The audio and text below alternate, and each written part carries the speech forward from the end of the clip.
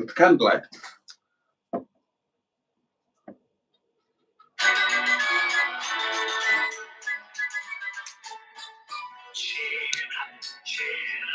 Everybody loves a happy face.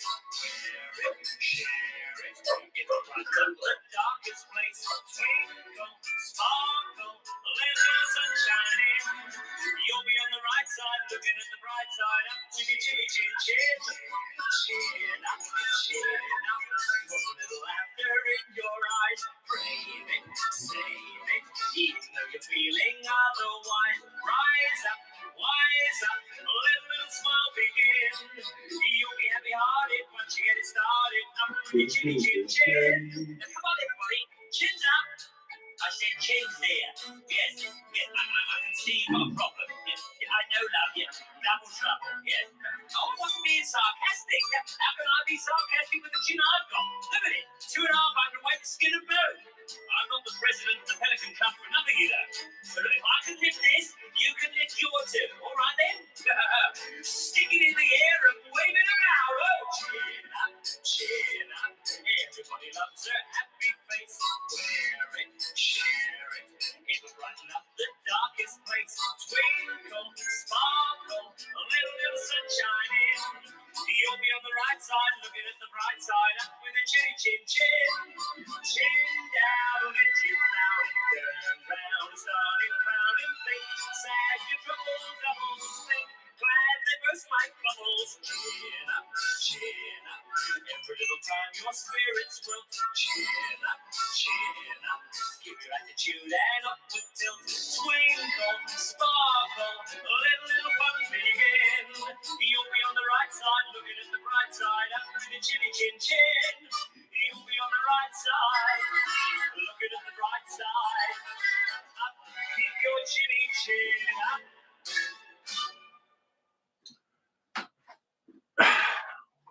Good evening, darlings. Well, that was professional, wasn't it? What a fantastic start. I managed to put one of the candles out and I've got to turn the volume down on my iPad. Nonetheless, it is nothing less than sheer and orgasmic joy to welcome each and every one of you to Emma and Boaty's Monday Night Live. Now then, the more astute and observant of you may have noticed that one of us isn't here. Now, feature one. Guess which one of us isn't here and has been replaced by an Edward Bear. Well, the one of us that isn't here is the other one. I am actually here. I'm not an illusion. I'm not a figment of your imagination. I really am here. And the M11, who is, of course, a sort of parenty type of person, has got problems with one of the Godfers, one of the God forbids. And quite rightly, that said issue from her, well, let's not go there at 10 o'clock, is obviously her first priority. So she will be joining us as and when domestic situation allows it. In the meantime, darlings, you are stuck with me and Bruce. I mean, if I start sucking ass, then I'll just play Bruce again. That'll cheer you up, won't it? And this time with the volume turned down. Now, bear with me just 1 second, because I'm going to have a little experiment and try something and see if it works. Let's have a look. Ah, there we are. That's what I wanted to do. That's what I wanted to do. What I'm doing, darlings, is now behind you, just there. God, I can see 2 of you now. It's really weird. Well, 2 of me. So behind you is my normal live stream camera, and I'm recording a video on that because it could form a little part of tomorrow's daily diary. Just a little snippet. If by some remote chance I say something vaguely amusing, or what's more likely is that one of you lot say something vaguely amusing and I read it out. Now then, let me just attend to a certain domestic issue over here, stage left, and I will be all yours for the duration. There we are. Splendid. Excellent. Marvellous. Well done, me. Now then, who have we got with? Oh, hang on. I'm supposed to tell you about features and stuff, aren't I? Oh, I can't remember what the hell they are now. Hold on. Right. As usual, darlings, we have two topics of discussion. One for this hour between 10 and 11, and then one for the second hour, which it probably won't surprise you to learn is between 11 and 12. And I'm going to tell you what those conversation topics are. Oh, right, here we are. Oh, okay. Oh, bloody hell, I've got to read an essay here. Right, well, the subject for hour number one is what makes you happy? Oh, God, hang on. Oh, bloody hellfire. Right, okay. So the subject for our number one is what makes you happy. And to get you all started, the M11 and the MLMs have very carefully and considerately given their own answer, which I will read out in a moment. I want to say hello to some of you good people first. So there you go. That's the subject for this hour. What makes you happy? Take that wherever you would like to take it, quite honestly. First cab off the rank tonight is Jimmy Quinn. Good evening, Boaty and Emma. Well, we'll take the good evening, Emma, as read. She's listening to this, possibly, if her wireless doings will reach the area of the M11 mansion where she currently is. But she's Yes, I am listening, Boaty. Oh. I am listening. All right, okay. Okay, that's weird. The teddy bear's talking to me. Okay, right. So, Jimmy Quinn, good evening to you. And he says, good evening all. Peter P is with us and says, good evening, Emma and Boaty. The lovely Sarah Parsons. Oh, Sarah Parsons is lovely. She's from South Wales, which automatically means that she has won first prize in the old lottery of life. Hi, Jason and Emma and everyone. Oh, and Sarah hopes that you're feeling better, Emmels. Steve KG is with us. Hello, one and all. How are you doing this evening? Well, I'm all right. Hope you're doing okay too. The lovely Trisha Alderman is here. Hi, Jason, Emma, and all in chat. Lord Stiff Upper Lip is here. Hello, guys. The fabulous Mark Prasad. Good evening, Emma and Boaty, and good evening, chat. Bad Books is here. Good evening, all. Two String Productions is right in our midst. Oh, yes. Evening all, Matron. Matron's not here. Matron is on holiday. So I don't know who's in charge of administering the discipline this evening. Evening all, Matron, the Greenwood, Tracy here from Dungeness. Wearing some... Hey? What? Oh, you are, mate. What the bloody hell's going on here? Look, I'm easily confused. I can't be coping with this. Matron is on holiday with Two String Productions. Oh, I didn't know that. Is Two String Productions Matron's other half?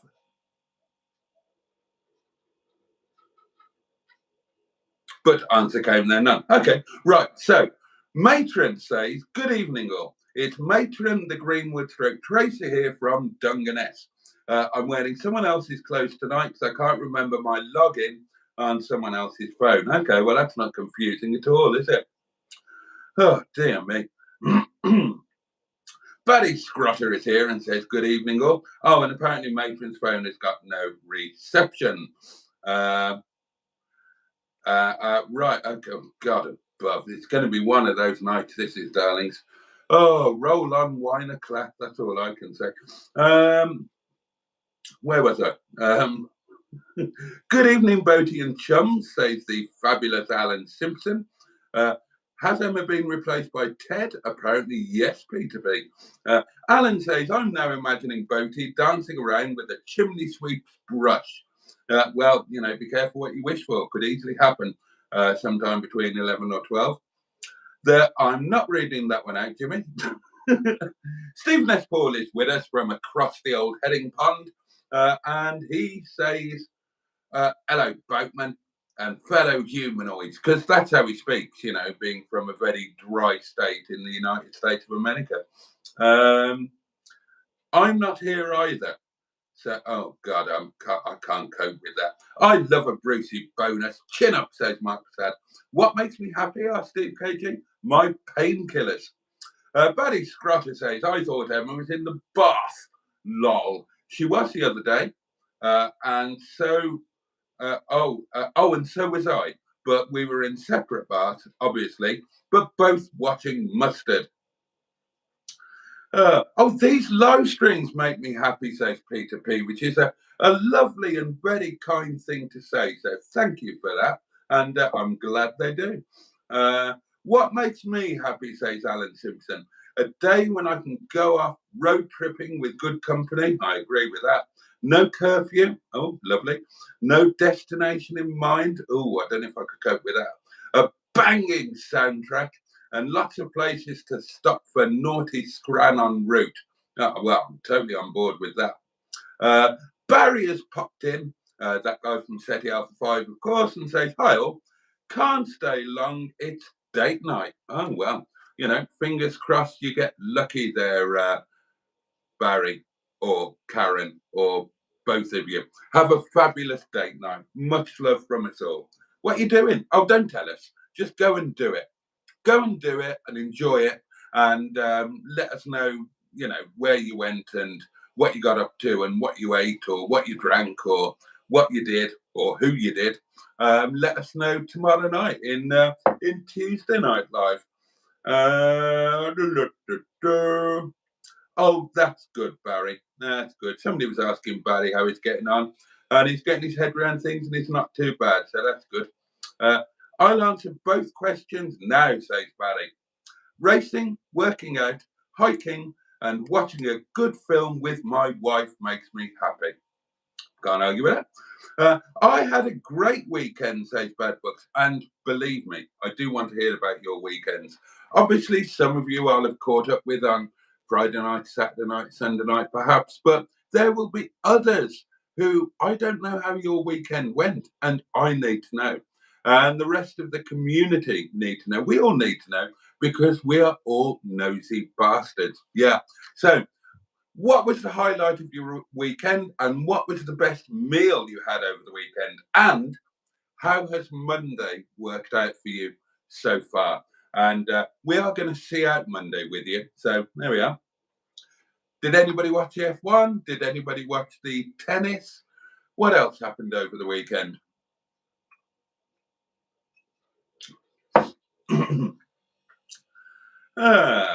Anyway, Bad Books had a great weekend at the 35th anniversary of the MX5. Stayed at a hotel near Wellesbourne that bankrupted Danny LaRue. Wellesbourne, eh? Now, there used to be a rather splendid airfield at Wellesbourne where you could get what was generally accepted to be the world's finest bacon sandwich. I wonder if it's still there. The rally was great, and 1989 themed due to the launcher of the MX5. Matron's gone very close to where they dump the old glow in the dark, says Peter B. Yeah, she's for those who don't know, Matron is on holiday. She's wild camping in I'm not sure if it's a tent or a bivouac, but she's wild camping in the grounds of a nuclear power station. So which is quite a brave thing to do. Next time we see her, she might be glowing like Ready Breck, but let's keep fingers crossed that that the weather is good for her, because wild camping can be tricky at the best of times. But of course, Matron, being Matron, is doing it completely stark bollock naked. Although, in the interest of fairness, I should point out that to the best of my knowledge, Matron is devoid of bollocks. I can't tell you that from first-hand experience. I have never had the occasion to inspect Matron's undercarriage, but that is the situation as I understand it. The point is, she's naked in a nuclear power station in a tent, and that's really what we need to concentrate on, isn't it? Yeah, I would say so. I hope you agree with me. What makes me happy, says Sarah Parsons? My beagle and creating art. Oh, well, I mean, dogs are a sheer joy, aren't they? And I'm not clever enough or talented enough to create any form of art, really. But I imagine that it can be a very joyful thing indeed. Possibly frustrating at times, but on the whole, joyful, I imagine. Badinage Gruff says, my garden in summer makes me happy, and the live stream. Well, bless you for that. And let's hope we get the weather where you and the rest of us can start enjoying our garden soon, because I don't know what it's been like around you, but it's been pretty pants here today. And according to the weather forecast, it ain't going to get any better this week. So there we are. Good call. Me too, Barry, says Mark. Barry says, I'm taking Karen to Madison's in Jefferson City. You can Google it. I will do. Being retired makes me happy every day, says Mark Prasad. I'm glad to hear that, because I know that retirement doesn't work out for or doesn't suit absolutely everybody. Some people, feel a little bit lost, and they feel they've lost their way and their routine or even their purpose in life. Whereas for other people, retirement can be an absolute joy and really empowering thing. So I'm glad that you fall into the latter camp rather than the former, Mark. Good race this weekend, says Steve. It was a cracker, wasn't it? It was a cracker. The roast dinner was my favourite meal this weekend, says Sarah Parsons. Oh, Barry says Wellesbourne Airfield is still there and has a Vulcan bomber that does taxi runs. Really? And the Bacon Butty station is still there. Blimey. Right. The reason I know about Wellesbourne Airfield, and we're going back a long, long time here, is from a long, long time ago on the bike. And it was when, for those who don't know, there are two a minimum of two runs on a Sunday morning from a cycling club. Cycling clubs, they meet up 9 o'clock on a Sunday morning and they go out for a ride. But there would be two. There would be called what's called the club run and the bash. Now, the club run goes off at a moderate pace, normally about 14, 15 miles per hour. And the rule of a club run is they go at the pace of the slowest member. And the club run will do 40 or 50 miles, maybe a little bit more. And there will be a stop for breakfast or brunch or lunch. And that was one of our stopping places, the Bacon Butty place at Wellesbourne. The other run, which is known as the Bash, that is for the racing boys or girls, the racing people. And the Bash will be a much more competitive affair. It'll probably be 100 miles or more, run off at a much faster pace, 20, 21 miles an hour. And the Bash will be non-stop. You wouldn't normally stop for anything to eat or anything like that. It's a preparation for a road race kind of thing, really. Bloody hell, 2,500 MX5s at the anniversary event. That's a hell of a lot. I used to work very near Wellesbourne, says Paddy Scrotter. Mark Prasad watched Northampton Saints beat Bath in the Rugby Premiership final. Saints were worthy winners, but Bath were amazing, playing with a man sent off for 60 minutes. Blimey. Blimey. Is Emma on strike? Or like the miners, is she having a bath? She's dealing with a poorly child. And, if he's or she, I can't remember the exact flavour of the child in question, but if said child settles down, then Emma will be joining us at some point.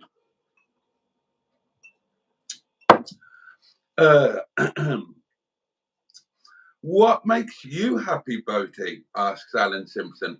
Apart from silver cars from the MG Rover and Land Rover camp. Well, they make me unhappy a lot of the time. What a good question. What makes me happy? Oh, music, literature, food, both cooking and eating, people, company, laughter. I love laughter. Yeah, cars, driving, really. Funicular railways, cable-hauled tramways, chairlifts. God, I love chairlifts. They make me very happy. And, you know, beautiful part of the world, beautiful scenery, and podgering. I thoroughly enjoy podgering. That makes me very happy indeed.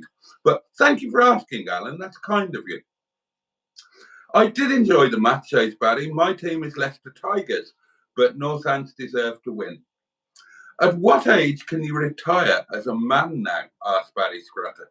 Well, I suppose the answer to that is really you can afford it any time. You can retire at any time if you can afford it. I retired age 36, and then I unretired when I had the misfortune to be taken poor.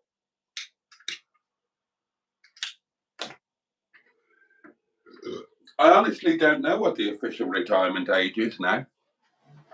I mean, it used to be 65 and 60 back in the day, didn't it? But I know it's gone up, but I honestly don't know what it is. I know that I'll be working until I drop dead because I can't afford not to. What did you do today on your day off? Asked Sarah Parsons. Good question. Well, I was supposed to be going to the Yard of Dreams to spend the day with my best friend, Captain Mustard, and we were going to be changing all of the brakes on the Honourable Sheeson. But the brake pad didn't arrive in time, and the weather was pants at the yard, and Mustard had other things to be getting on with, so I didn't go. So I had a nice, relaxed morning, and had a good, long chat on the phone with Mustard. And then I went out for lunch with a friend, which was lovely, absolutely lovely, and had a fun afternoon. Popped to a shop on my way home, and I've done one of those unpacking videos for tomorrow's daily diary. Every other bugger said, Sean does it. Sean unpacks his account. And Sean, he gets it delivered. He doesn't even get off his bum and go to the shop. He gets it delivered, unpacks his bag, and gets about 20,000 views and earns about 50 squillion pounds. So I thought, well, I'll have a go at that. So I went to a shop. I think I spent £8 in total, and I've done an unpacking video. Sorry, if you can't beat them, join them. So I fully expect to get at least 5,000 views on tomorrow's daily diary video. Oh yeah, honestly, I mean, God knows. I put a load of time and effort into making the second Wales video. I spent money I didn't have on making the second Wales video. Captain Mustard kindly gave up his time to help me make the second Wales video. It was the best video that I've ever put together. The editing was superb, in my humble opinion. I put my heart and soul into it, and at the last count, it had 17 views. So I'm buggered if I'm doing that again. I'll just unpack my shopping at you until I become rich and famous. And that'll teach you for not watching the videos that I made an effort on. That doesn't apply to the 17 of you who did watch that video, by the way. You guys, thank you very much. I'm very grateful. If you could get 25,000 of your mates to also watch it, I'd be even more grateful. Oh, dear. I've just looked up wing walking, says Steve KG. I am now down below the weight limit, so I'm going to get it booked soon. Good for you. I mean, that does look pretty fantastic. Yeah, I mean, it just looks like an awesome thing to do. For those who don't know, wing walking is when you are, I think, is it usually a biplane or possibly a monoplane? And basically, you're kind of, you stand on the wing of the aeroplane in a kind of clampy thing that you're strapped into, and the plane flies around with you standing on the wing. I mean, I imagine it must be utterly exhilarating and fairly bloody terrifying. So good on you, Steve KJ. I can't stand to watch football, says Barry. It's a tedious waste of time. I completely agree with you. Sarah Parsons says, I'm semi-retiring in the next few months and I can't wait. Good for you. Good for you. I saw on Facebook that the artist formerly known as Mrs. Boaty is now in semi-retirement and looks like she's loving it. So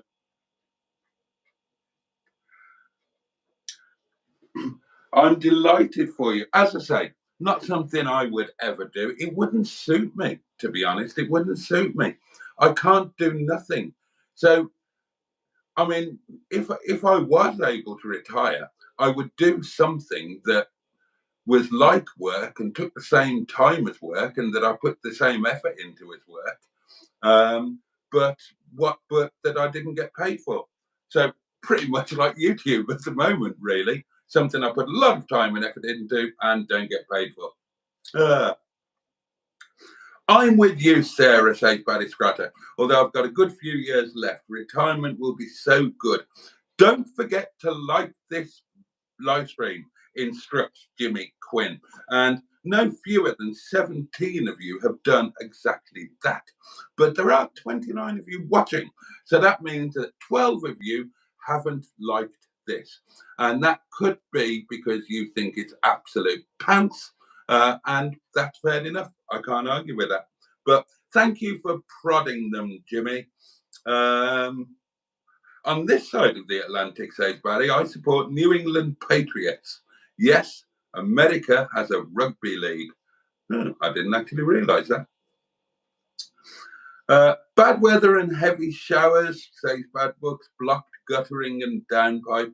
So I had to get ladders out and dismantle and unblock said downpipe in between showers, avoiding getting gunk on next door's conservatoire. Oh, well, good for you. That's very neighbourly of you. Barry, I like the idea of semi-retirement, says Sarah, just 3 days a week. Isn't Emma's child lemon flavour, asked Bad Books? Oh, I don't know. What sort of literature, asked Sarah Parsons? Good question. I enjoy all sorts. As I've said, I've had a voracious appetite for literature all of my life. And I mean, really, if I was going to answer that question honestly, then literature would have been the wrong answer. Language makes me happy. I love and adore language in all its forms, whether it's sung, whether it's prose, whether it's poetry. I just adore language. I adore words. I adore trying to put them together myself. And I enjoy words that have been put together by somebody who is a master of that craft.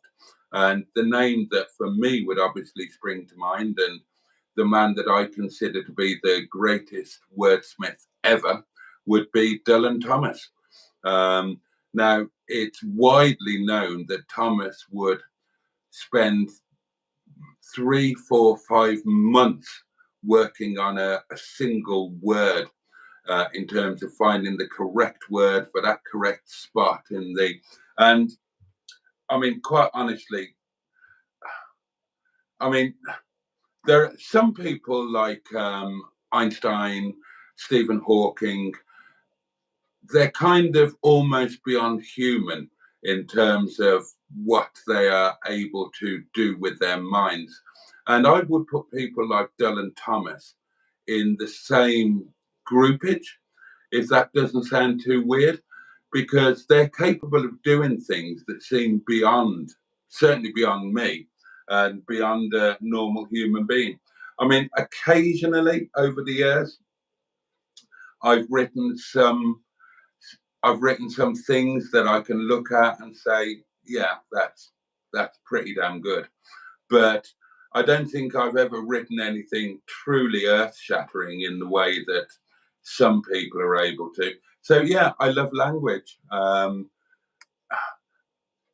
in just every sense, really, every sense and every way. I adore poetry. I consume poetry like some people would consume free sausage rolls from Greg's. And for me, poetry goes in 2 ears and straight down to my soul and never leaves it. I could recite hours and hours and hours of poetry, but then the same goes for prose as well. There are things that I've read that I could never, ever, ever forget and bring me enormous joy. And as I said before, the same is true of music in many forms. Again, I have very eclectic musical tastes. I love opera. Um, there's a lot of pop music that I like. There's rock music that I like. I love country music. All sorts. But it's very, very often about the language. I mean, there are some songs that have been written where the lyrics are just so exquisite that they could bring a tear to your eye. Sometimes it's the music, and sometimes it's that combination of them both, and sometimes it's the artist as well. Sometimes an artist can express the lyrics or can express the song or the music in a way that nobody else would be able to do. It's unique to them. It's a part of them.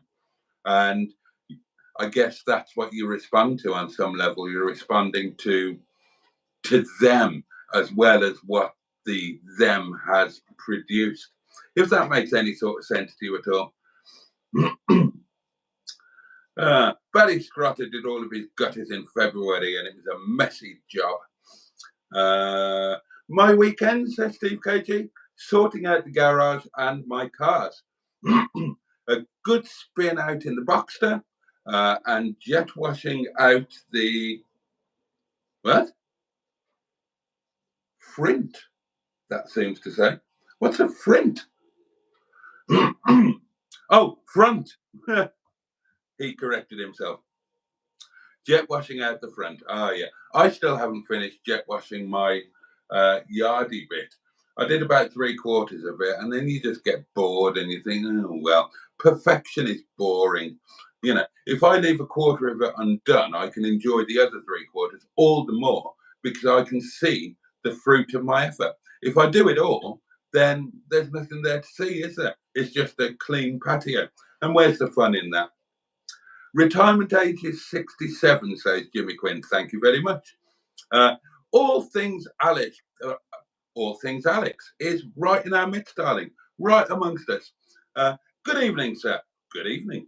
May I say you're looking very dapper? You may. Rather Edwardian. Boaty should be the next Doctor Who. Edwardian. I'll take that. I quite like the idea of being somewhat Edwardian. Oh, I'll tell you what. I've got the most epic shoes on. I forgot I had these. They were right at the back of my walk-in wardrobe. And talk about, I wore them for lunch today. So I've got, look at the colours, blue, camel, then check these shoes out. How fantastic are they? Totally forgot I had them. So I did feel very dapper going out for lunch today in these shoes. I felt like quite the dandy. Oh no, sorry, says Jimmy Quinn, it's 66 for both. Oh, well, that's not too bad, is it? MOT at 8:45 tomorrow, says Black Lines. 8:45 tomorrow morning. And just noticed I have a brake light out. Oh dear. Sod's law, mate, says Steve KG. Is indeed. Have you got a spare bulb? Good question. I retired at 33, says Jimmy Quinn. Blimey. Oh, hang on. No, Mark says, yes, 67 is the state retirement age currently. I was lucky and went at 55, which was the earliest I could access my pensions. I was very lucky and I've never taken for granted. Oh, good on you. Are you going to be unpacking an £8 little welder? No. You'll have to wait and see what I unpack, won't you? You and the other 9,999 people who are bound to tune in.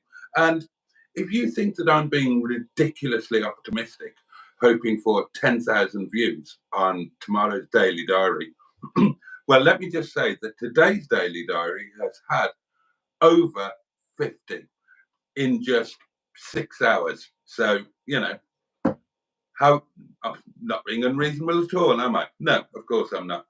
Oh, it is a biplane, mate, and it does all kinds of stunts. Oh, well, good luck with it. I would love to do it. I would love to do it. Astro Steve Sean did a wing walk to raise money for the blood cancer charity a few years back. I remember Sean doing that. I don't have a like button, says Sarah Parsons. Well, I know that you don't personally, my lovely, but if you have a look at the doings of the, well, I suppose it depends what you're watching on. If you're watching on a televisual or something, maybe you haven't got one. You should have somewhere a little thumbs up thing with the number 19 next to it, because 19 of you have tickled that little doing there. Is it nice at Dungeness, Tracy asked Jimmy. Oh, blimey, Black Lines hasn't got a spare bulb. It's going to have to do a quick rush hour blast to Halford first thing to save the day. Been a while since he's changed a bulb in a car park. Oh, dear. It is nice, Jimmy, says Matron. I've been here loads of times. It's a very popular swingers meetup spot, but I've never actually stayed for a holiday just for the overnight sex bits, presumably. Unique atmosphere and lighting. Yeah, well, your wild stealth or wild camping in a nuclear reactor. It is going to have a unique atmosphere and lighting, isn't it? Pics to come on Facebook at the weekend. Oh, jolly good. I love to wind up my English teacher wife, brave of you, Alan Simpson, by saying that a poem isn't a poem if it doesn't rhyme. It's just a lazily arranged collection of thoughts. She doesn't agree. Oh, well, you're on a proper wind up there, aren't you? Mr. Stephen Parry from Port Sunlight in the Wirral, the Leisure Peninsula, says, how's your day been, Jason? Emma's little one okay? Have you tried after dinner speaking? Have I tried after dinner speaking? Do you know? I haven't. No, I haven't. It's I'm trying to think why I would have done after dinner speaking, because of course normally it's something that a well-known or famous person does, and I was too young to do that sort of thing when I was a bit famous on the bike. And when I was doing all the singing and stuff, that's not something that you would get. No, I've never done it. I'd love to, though. I would love to. I'm trying to think who the best after dinner speaker is that I've seen. And it would probably be, it would either be the Australian woman, whose name I can't remember. Oh, Jermaine Greer. Or the American chap, whose name I can't remember. What was his name? They did a film about him. Oh, I can't remember. Oh, somebody help me out. An American guy that they made a film about. What was his name? Hang on, let me have a think. Remember, yeah, Patch Adams. That was him.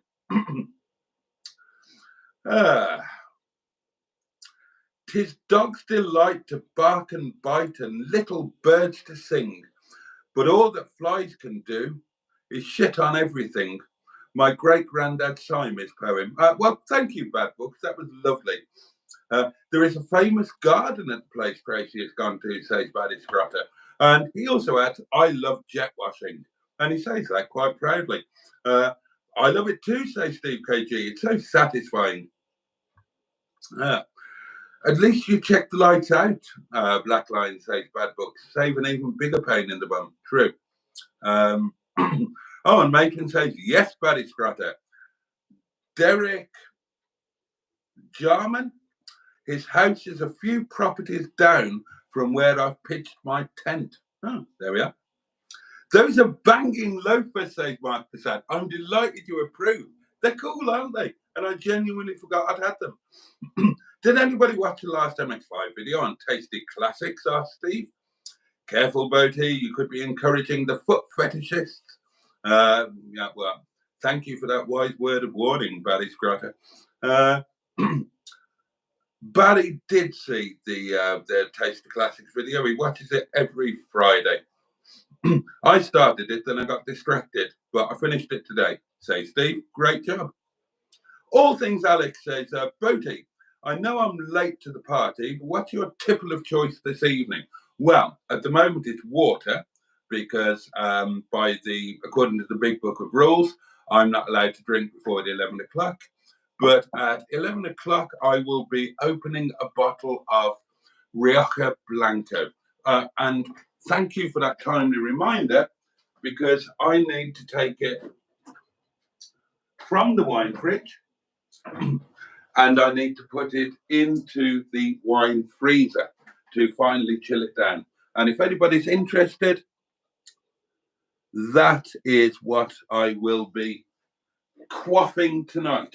And I recommend it, actually. Right, let's pop that in the freezer. Splendid. I'm looking forward to wine at Clack. I didn't have any booze with lunch today. I was a good boy.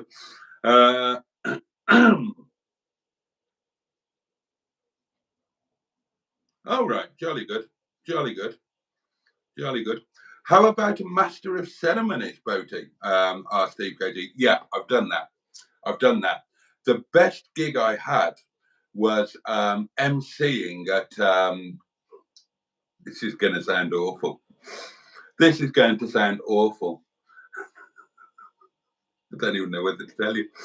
I had a rather good job where I was the regular MC at a sort of really upmarket strip club.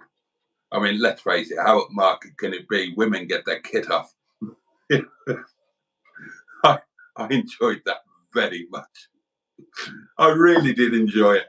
And I did it in full cheesewear. I'll tell you how it happened.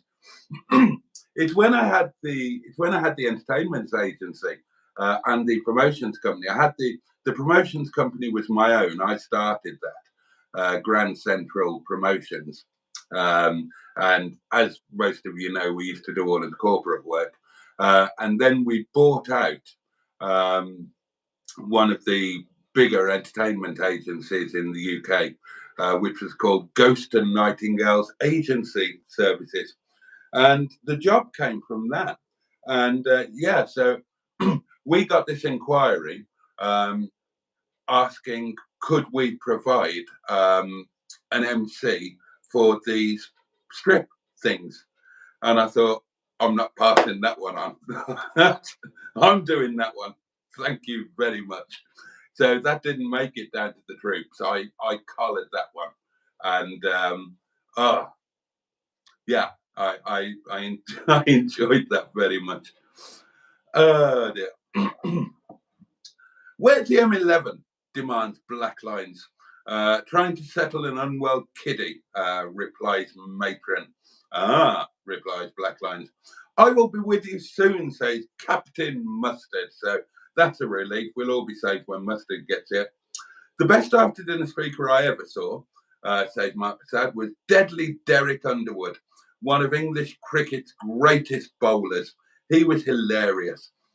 Quaffing is such a good word, says Steve KG. Or imbibing. Yeah, I like that one too. The shoes you are wearing, Boaty, are Pimpwood wear, says Jimmy Quinn. Good. I take that as a compliment. Mr. Stephen Parry from Port Sunlight in the Whittle, the Leisure Peninsula. says, I'm sorry, and I will keep asking, have you heard from Neil and Sophie today? I'd also like to thank you for yesterday's and today's video. It's brilliant. Oh, well, that's really kind of you. I have heard from Neil and Sophie today. They're still just having the most fabulous time, and they send their love to you. I knew I'd seen you before, Boaty, says Steve KG. You never know. You never know. That's a weird thing, isn't it? That's a weird thing. I mean, if anybody were to recognize me, then depending on what age they are, you know, I'd wonder what me they recognized. I mean, I suppose I don't look much like I did when I was really young, but there's still going to be a few people about who recognize me as that guy who rode a bike. Or if they didn't recognize me walking in the street, they'd recognize my name. Then there would probably be some people who might recognize me from the singing days, if that was when they encountered me. There might be some people who remember me as the guy who introduced the nice ladies in a strip club. There might be the odd person who remembers me from some bits of television, or there might be 3 or 4 people who've seen some really lousy bloody video I've stuck up on YouTube. And there he is, that fat old fart. Oh dear. Have you got a favourite sweetie, Boaty, of the confectionery kind as opposed to the love interest? Well done, Barry Scrotter. Full marks for shithousery here. Well, I know one thing for sure, Boaty doesn't eat toffee. Good man, that's excellent. A favourite sweetie, I don't really have a sweet tooth. But oh God, a favourite sweetie. Oh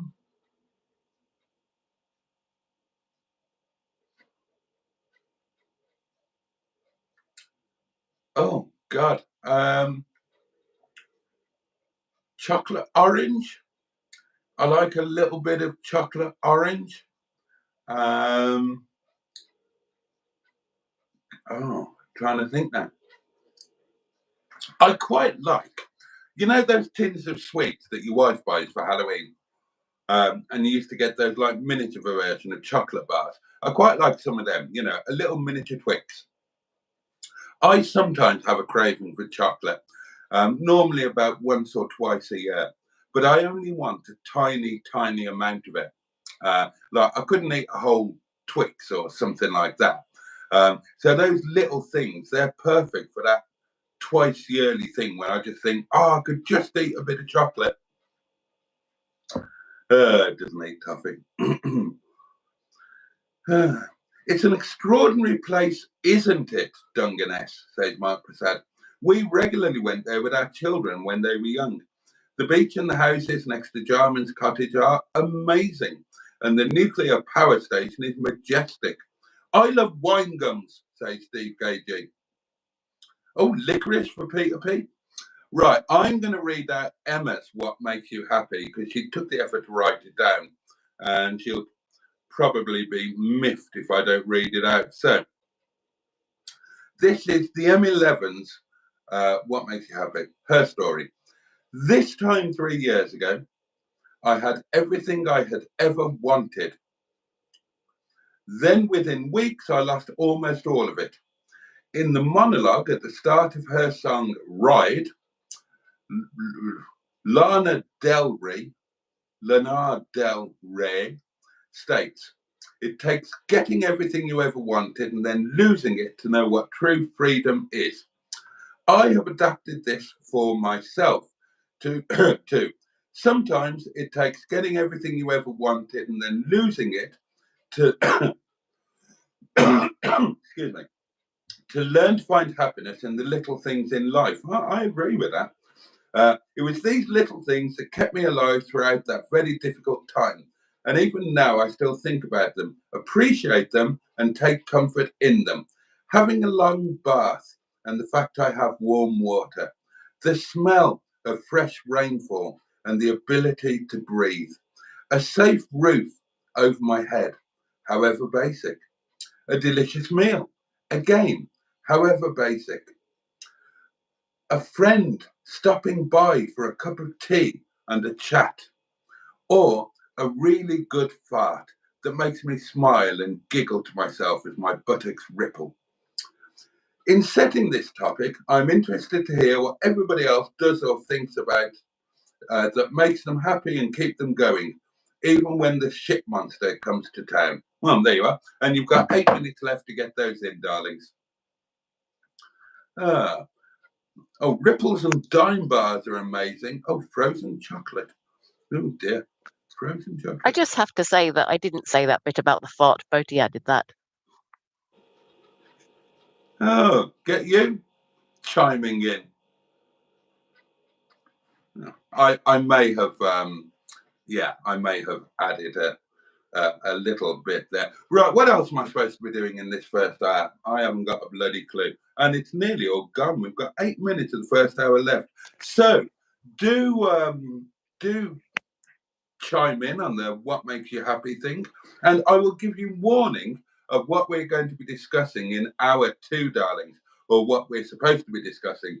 Quite honestly, 11 o'clock, I'm going to start drinking wine, and things could go in a variety of equally unpleasant directions. Now, bear with me while I look at my sealed orders from Whitehall. Oh, okay, where is it? Oh, here we are. Right. The topic for hour 2 is sleeping arrangements. So I'll have a few things to say about that. Would you like me to explain what I intended by that? You can do. Says the teddy bear on the chair. Yeah. Carry on, big Ted. I'm trying to remember what it was. Oh yes, I've always had this thought that if you were to live with a partner, if I were to live with a partner again, I would quite like to retain separate bedrooms. So that when we finish having fun, I can go to my own bedroom and have my own peace and quiet, and not have like an elbow in my head, or be kicked, or someone snoring, or someone taking all the duvet. And that was what made me set the topic, because I was just thinking about that today, and I was thinking, I wonder if anybody had a similar thought to that. But of course, fire away with any other sleeping arrangement comments you want to make, while I go back to nursing a sickly child who I hope will settle to sleep, but I may not be down in time for the 1 o'clock news, I'm afraid. Well, in advance of us discussing that with the pufflings in hour 2, I would quite like to chime in on the sleeping arrangement things, because the idea of sharing a bed, and indeed sharing a bedroom, is very much historically it's a poverty thing, it's a peasant thing. Now, historically, the only reason that a husband and wife would share a bedroom would be because they were too poor to have a bedroom each. And it was considered very infra dig, very lower class, to share the bedroom. Now, obviously, times change, and it's kind of become, probably, I would imagine, it's become the norm now, but it certainly never used to be. And of course, now, if a couple have separate bedrooms, then I think that probably the majority of people would look and think, well, that's a bit odd. There must be something wrong with their relationship. But that's a very, very recent thing. And as I say, strictly lower class. The decent people, they would always have separate bedrooms. Absolutely, always. And I would imagine that many of the upper class, I would imagine, still do. I don't know. Certainly, personally, I have no problem at all with separate bedrooms. for me, it makes a lot of sense, especially because I'm a bit of a night owl. And if your partner isn't a night owl and likes to get to bed early, then sharing the bed can cause problems. But again, everybody that I've been partnered with, well, actually, I'm going to save some of this until after 11 o'clock. So I have got things to say on it, and I don't want to start the chat now when I'm not supposed to. We're still supposed to be talking about what makes you happy. But then, to be fair, having a separate bedroom to your farting, snoring husband might make you happy, mightn't it? So perhaps there'll be a crossover point where we can discuss the two. I'm going to get rid of the water and I'm going to prepare the wine because, quite honestly, darlings, and I won't lie to you, wine o'clock is very much on the horizon. Oh, yeah. And I'm looking forward to it very much. Yes, I am. A really good fart, however basic, says Peter B. I have discussed, says Steve KJ, getting two doubles when me and my girl live together. I have trouble sleeping and she likes to starfish. So a bed each, pushed together, and a duvet each. Ah, well, now, yeah, that can work, can't it? The artist formerly known as Mrs. Boaty and I, we had that in many a hotel room where the double bed was, well, it was like a queen size bed, but it was actually like two small doubles pushed together. And yeah, it does give you the option to, so you're kind of sleeping together, but you've kind of got your own space as well. I just had a lovely thought. Right. Do you remember that, like, Morecambe and Wise would always share a bed? They'd always be in bed together in their pajamas with Eric smoking his pipe. And we didn't think that that was in the least bit odd, did we? Now, I think if that kind of thing came on television now, I think we probably would think it was a bit odd, wouldn't we? Or we would just think that they were gay, and that's fine. We're okay with it. But I quite like, yeah, and it's not that long ago, is it? You think back, you've got two heterosexual middle-aged men in bed together, in their pajamas, having some kind of little... I love that. I love that idea. Matron says, separate bedrooms for the win, if not separate homes. But yeah, not sure I will ever be able to sleep in the same bed as anyone ever again. I love getting enough sleep. Mr. Stephen Paddy from the Whittle in Port Sunlight, the Peninsula Leisure, says, Emma, speaking teddy bear, will you be better off going on Tuesday night? And we'll send our love. Hope the little one gets well soon. Oh, that's very kind. I would like separate houses in different countries, says Jimmy Quinn, but my wife would kill me. Mark Prasad says, you'd have to prize my lower class hands from my crisp, beautiful wife and my double bed. Isn't that the norm, says Peter P. Two beds together and a duvet each. Not here, Peter. Possibly where you are. What would make me more happy, says Jimmy Quinn, is more zeros in my bank account.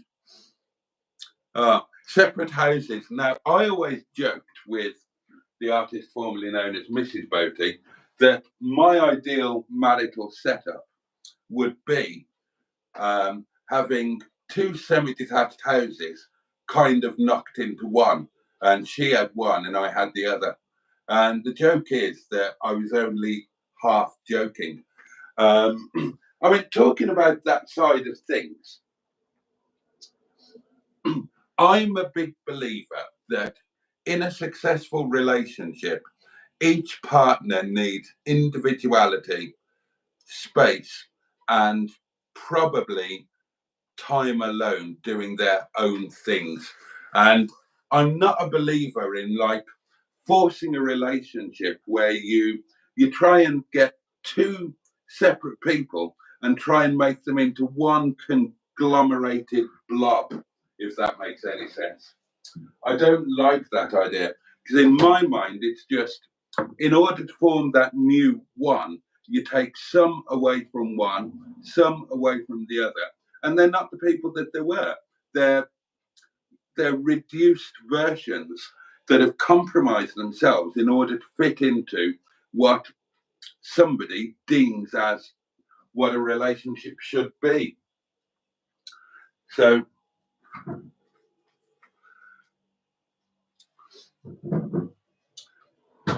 I mean, it's horses for courses, isn't it? Each to their own, and what works for one doesn't work for another. Now, I've had some partners where, for various reasons, I would prefer to sleep separately, separate bed, separate room.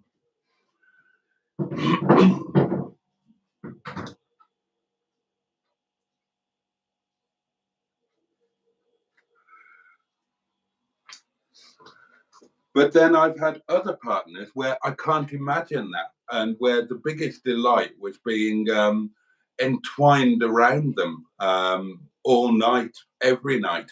Now, the artist formerly known as Mrs. Boaty, we would have actually worked much better with separate rooms. I mean, we did have separate rooms, but that was when we were getting ready for the divorce, going through that business. Whereas with Boo, oh God, we were proper cuddly, wuddly sleepers. We just slept all night, every night, totally wrapped around each other, and I loved it, and it was wonderful. I mean, God, is there a thought? Is that the ultimate rating of your love for somebody, or is it to do with other things? Is it the sign that you're really, really, really head over heels in love with somebody, where you're comfortable being wrapped around them, or them being wrapped around you, and you sleep better because of that? Is that because you love them more than somebody that you really wanted to get away from? Or is it other things? Is it because, they're a fidgeter, or they're a snorer, or they wet the bed, or they talk in their sleep, or they're a really light sleeper and they like to go to bed a lot earlier than you do, or something like that? I wonder. Oh, cheers, darlings. You're very good health. I do wonder if there's something in the relationship thing. I mean,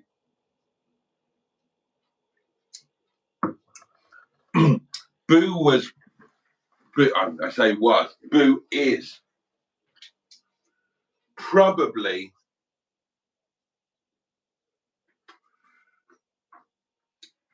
Boo is one of the most intense loves of my life. And I couldn't imagine not being all snuggly wuggled into her, and vice versa. Lisa was another of the most intense loves of my life. It was just, and do you know what I mean? A love that's just, maybe love isn't the right word, where you're just absolutely like obsessed with each other, everything. It's like cranking it up to 11. And then it was the same with Lise. We were together sleepers. But then I can think of others where that wasn't the same. And maybe it's an indication of their strength of feelings, or maybe it is just other factors. I don't know. What do you think? And what's your experience? What is your experience? I'd be interested to learn. And that is the subject for this hour, darling. So now then. Oh, excuse me. I'm just going to read. I'm going to read Mark Prasad's comment out again, because this is just a joy. This could end up being a title. You'd have to prize my lower class hands from my crisp, beautiful wife and my double bed. I love that. Now, there's a statement of love for you, isn't it? Oh, that's very sweet. Separate bedrooms and a pottering table is all you should ever need, says Black Lines. Alan Simpson says, now it's less socially acceptable to smoke a pipe in bed than it is to go to bed with another man. I have no problem with people doing either. That's a good point. Yeah, that's a good point. Yeah, if you had two men in bed together and one of them smoking, that's what would be picked up on television, isn't it? Smoking a pipe.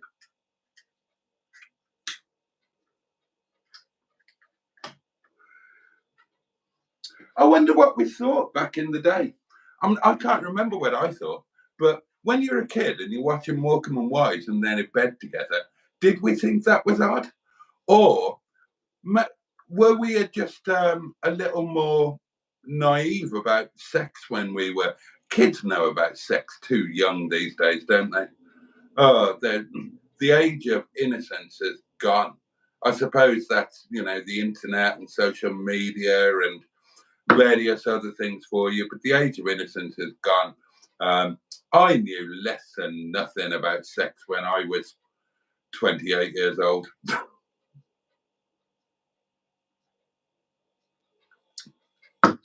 I totally agree about space, says DM. Someone inevitably takes it personally, though. Yeah, that can happen, and you can feel. I mean, the best relationships I've had, I still needed that little bit of space. Look, yeah, I was talking about Boo and how amazing my time with Boo was, and I still love Boo. We still talk now and then, and I'll always love her. But even then, I did need that little bit of space. She thought I needed more, and I didn't. I just needed a little bit. Like she would always go to bed before me. Even if we were up really, really late, she would go to bed half an hour before me. And she would go to bed and do lady things and whatever, because she knew that I loved that little half an hour on my own before I went to bed. Not sure why. It's just a time that I've always treasured. And other people need space at different times of the day, different circumstances. But I mean, you tell me, you guys. Many of you are in very long-term relationships. Some of you. How do you work it? What has your experience been? And yeah, let us know.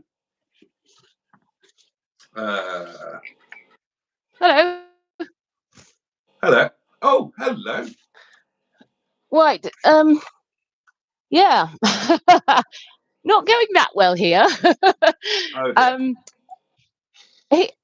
He's just like laying there, and has been for the last 2 hours. And I can see him on the monitor. He's just laying there. So I don't know whether I should just stay there and lay there with him, which I have been doing, or appear here for a bit. So I thought perhaps if I appear here for a bit and then he sits up and seems to want me back, I could go to him. Is he in bed? Yeah, he's in bed. I can see him on the monitor here. So he's in bed and he's just laying there. I do that every night. I think it's quite normal. Yes, but normally when I come on here, he's asleep. So then I can relax and chat and not keep looking at a monitor. But yeah, he is just laying there now. But he is awake, but he's not well, so he's just laying there. So bless him. What's wrong with him? I was trying to decide what to do, but I mean, I was even thinking, should I just join in verbally while I was up there? But that might have disturbed him a bit. So it would, yeah. He's not going to drift off to sleep. What's wrong with him? Teddy has been doing a good job in my play. What is his malady? What's his what? Hang on, let me turn you up a bit. What's his what, sorry? Malady. What's wrong with him? Like tonsillitis type of thing with a fever. So sore throat and a fever. Oh, that's horrible when you're a kid. Oh, that's awful. But the problem is, because he's unwell, he doesn't normally sleep in the day, but he slept today from 2 o'clock till 6 o'clock. So I anticipated that he might struggle to go to sleep tonight. But he is just laying there. I mean, he hasn't moved since I've been here. So I don't know whether to stay here and chat a bit or go back up to him or just see how it goes. Sorry, everybody, for having not been here and leaving you, to have to listen to Boaty for an hour. Yeah, sorry about that. Well, maybe see how it goes, and if you see him moving about and thrashing his arms, or trying to climb out of the window, I'd head back up there. Well, that's what I thought. Seeing as he's literally just laying there, me being there might actually be disturbing him. So I could just see how it goes for a bit, but then I might have to disappear again. But I'm sorry it hasn't been the usual crazy fun Monday night, for everybody who's tuned in for that. You could always ring 111 and get some advice. Just say, look, I did that. I put my child to bed, and he's just laying there and not moving. What do you suggest?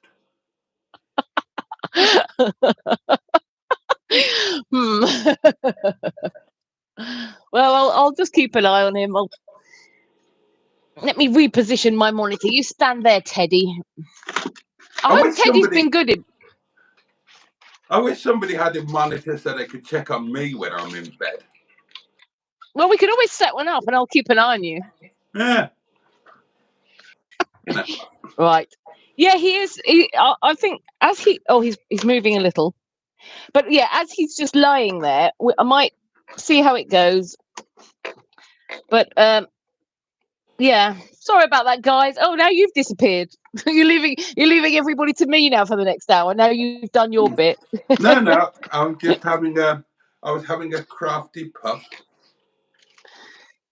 All right. Well, we'll see how it goes. I'll just get all my faculties organised, get sorted out on the PC and everything, and we'll maybe I'll say hello to a few people.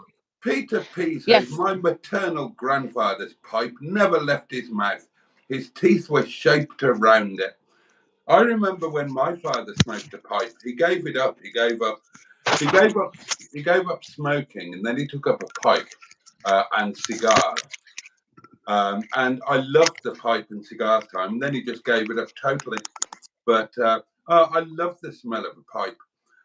My view is, says Black Lines, we're asleep, can't see you anyway. Good evening all, Boaty and Emma Lemon says, Ross, I would hate a cuddly partner, says Black Lines. No, I like being told to bugger off. Steve KG says, I couldn't take that too much. I need to do my own thing when I'm trying to get to sleep. Oh, yeah, it's a weird thing that, I hadn't thought about this, but I've had many relationships where then, as much as the relationship might be great, the sex might be great, when it comes to sleepy time, I wish they weren't there. But then I've also had some where I couldn't imagine them not being there, and I can't get enough of them being there. And oh God, and I had the best sleep ever. Oh yeah.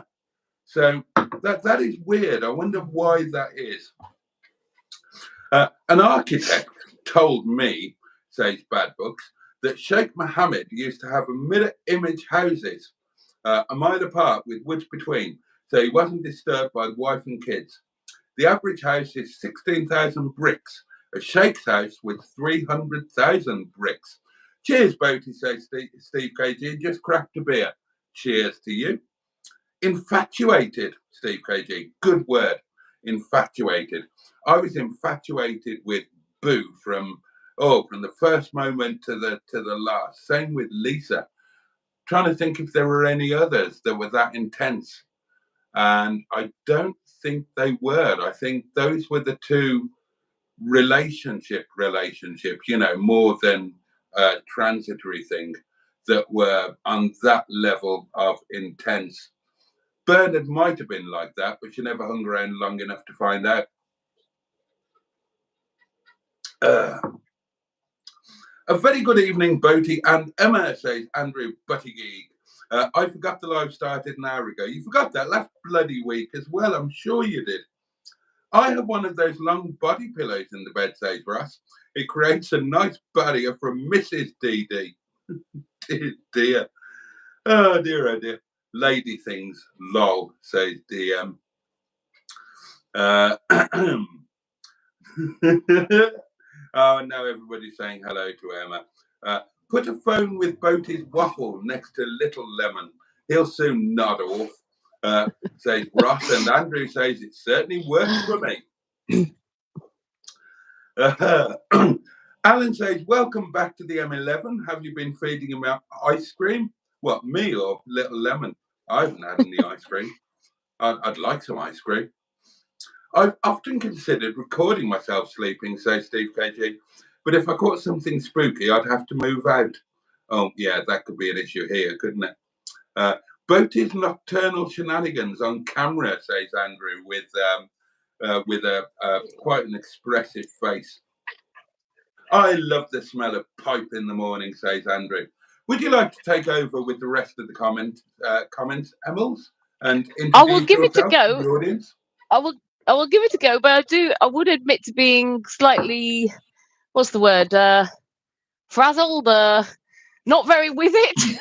But I'll give it a go. No, I'll give it a go. So we got up to the pipe in the morning, didn't we?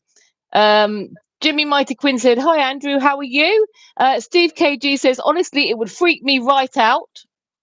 Alan Simpson says, I'm quite lucky that my wife tolerates my snoring and body burps. It's when I'm quiet that she worries.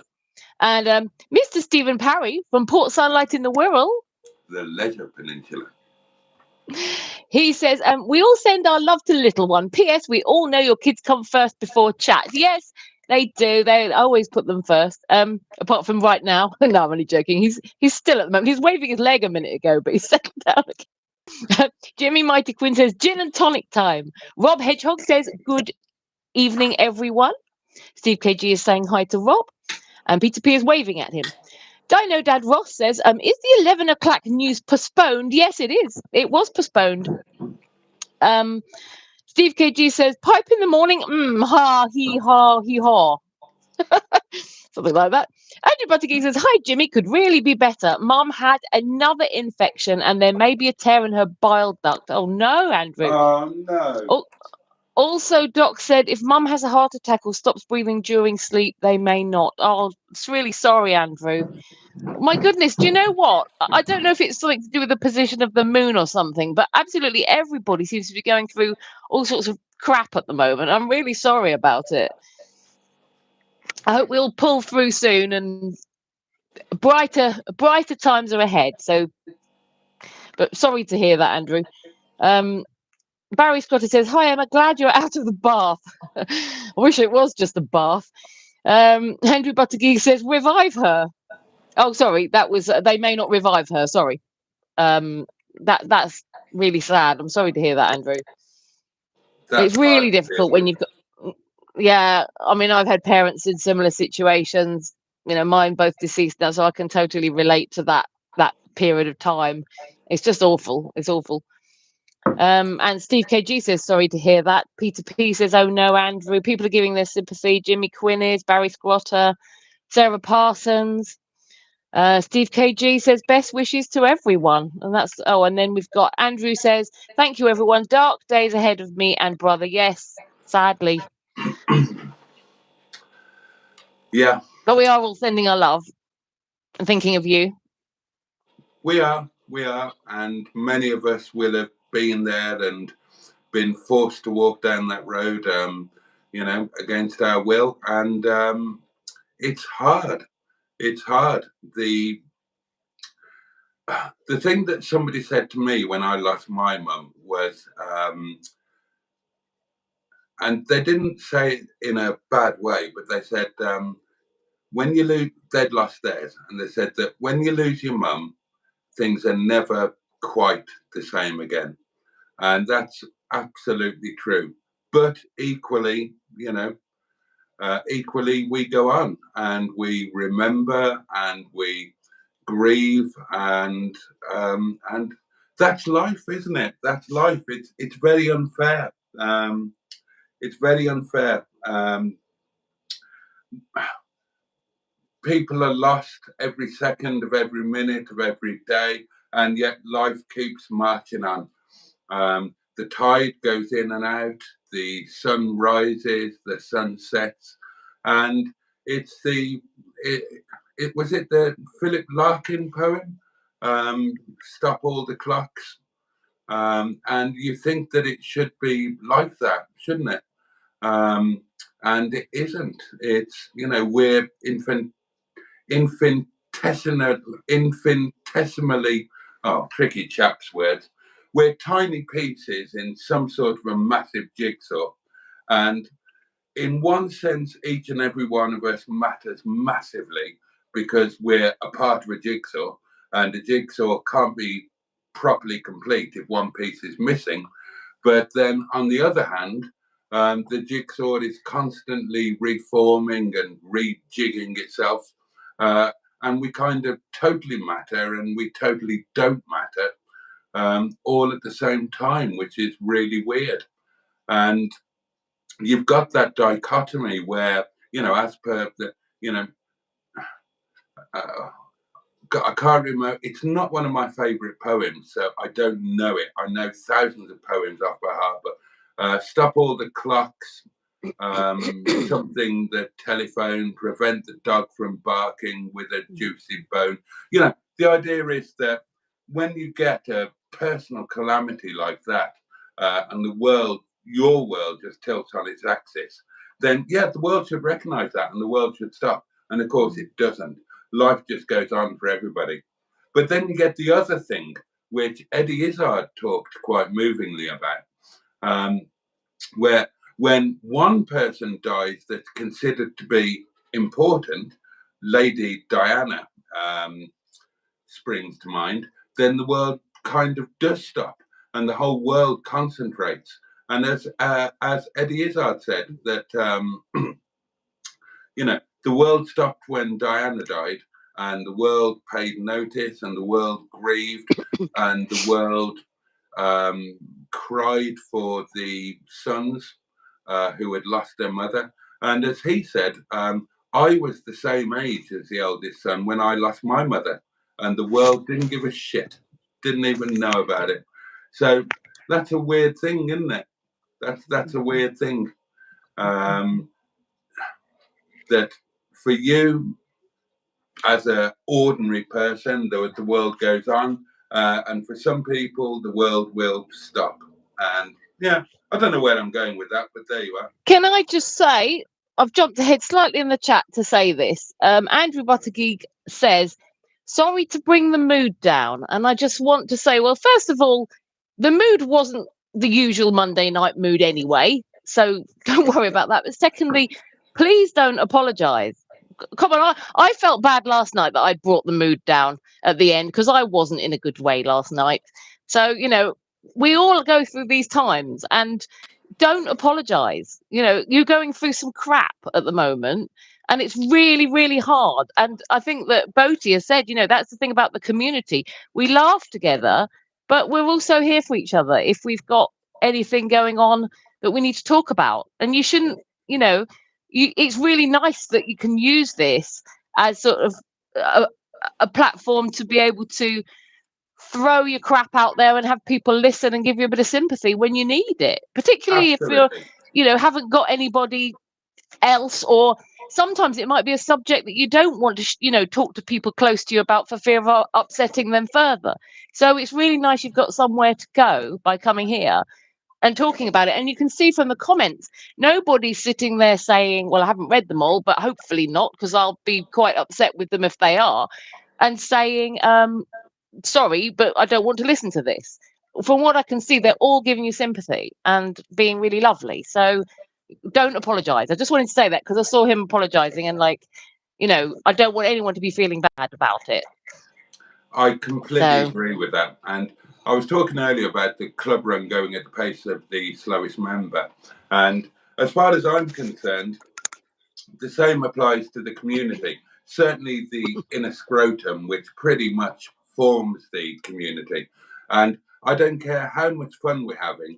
or whatever's going on, if any of us need to talk about something, and that something is considered to be a bit of a downer, I don't give a fuck. That's what this is about. That's what we're all here for. So whatever I'm rattling on about, or whatever the dynamic is, if one of you needs to talk about something, damn well talk about it, and we will stop everything else. And that's what that particular community time will be about, because that's what you need it to be about. And that's what we're here for.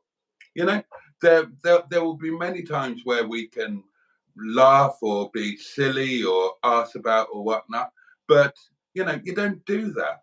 I mean, it's like a form of family dynamic, isn't it? And well, M11 there. M11 has got a kid who's poorly with tonsillitis, and that's horrible when you're a kid. I used to suffer with my tonsils. Now, obviously, my brother died after a tonsillectomy, so they weren't about to give me one as well. But I used to have 2 or 3 episodes a year really badly with my tonsils, and it was bloody misery. And quite rightly, Emma's, you know, that becomes Emma's priority. She's not going to say, "Oh no, so you know, I'm sorry you're feeling ill, but I'm in my having fun 2 hours. So, you know, just be ill quietly in a separate bedroom. Thank you very much." It's not the way it works. Same thing with the community. If don't ever, ever, ever apologize for coming in and sharing something that's hurting you or concerning you or making you feel less than. That's what this space is for, and that's it. End of story. That's what it's for. It's not about getting views. It's not about expanding a channel. It's not about any of that. It's about us being here for each other. Sometimes that means having a laugh. Sometimes it means sharing a bit of sadness, and that's the way that it will always be, as far as I'm concerned. Now then. Yep. Well said. There's lots of comments. Shall I read out the comments, or do you not want me to read them out and let people read them themselves? Up to you. Read them out, by all means. Yeah, so I'm not quite sure. Oh, yes. Yeah. Andrew said, yeah, thank you, everyone. Dark days ahead for me and my brother. Two String Productions, which maybe Tracy, maybe her other half, says, so sorry, Andrew. Sarah Parker says, yes, Andrew, times like this, you value your siblings. And she says, I hope she is comfortable and not in any pain. Andrew Buttergeek says, oh, he said, sorry to bring the mood down. We've just dealt with that. Don't feel sorry. Don't feel sorry. Steve KG says, no need to be. Look, everyone's saying no need to be sorry. So they're echoing exactly what we've said. Andrew says, mostly she is comfortable and not in any pain.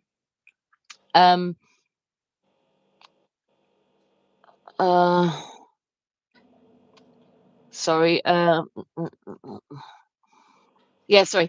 Mark Passad says that you're not, and this is why we chat. Again, echoing things we're saying. Two Stream Productions, maybe Matron, says, you need us now and we're all here for you, Andrew. I suspect that is Matron. John Studley says, hey, Boaty, hey, Emma, hey, chat. He's got a health update. I have my op appointment. It's 2 weeks today. And we discussed about if anything goes not to plan. And my wife agreed to put a DNR in place. Oh, so sorry, John. What's the op for? Is this a cancer thing, or is it the brain tumor thing, or is it the heart thing? Mr. Stephen Parry from Port Salet in the Wirral, which is the Leisure Peninsula, says, we're all here for the chat. Anybody feeling down, take your mind off it for an hour or two in live.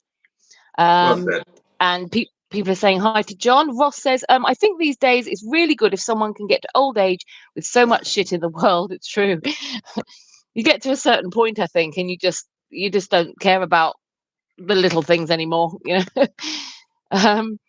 Steve KG says, the thing is, Andrew, although you have friends and family, maybe you'd feel awkward calling on them at this time of night. So being here with everyone is another way of helping. And that was exactly what I said when I said, you might feel, a bit alone, don't know who you could talk to, or you might not want to burden people who are already going through the stress with you. So it is a space that you can come to talk about it. And yeah, especially at this time of night, you might feel like, oh, I'm all alone. There's no one I can talk to. And, you know, rather than ring the Samaritans, who quite frankly have never been any help to me, what a nice place you can come to chat here. So it is lovely. And Andrew says, I was going to give the old Boaty a call last night, but I'd be way too emotional to talk. And then Mark Prasad says, Emma, very good words. Thank you. And Andrew says, thanks for the kind words, Emma. No problem, Andrew. Peter P says, here for the good times and the bad.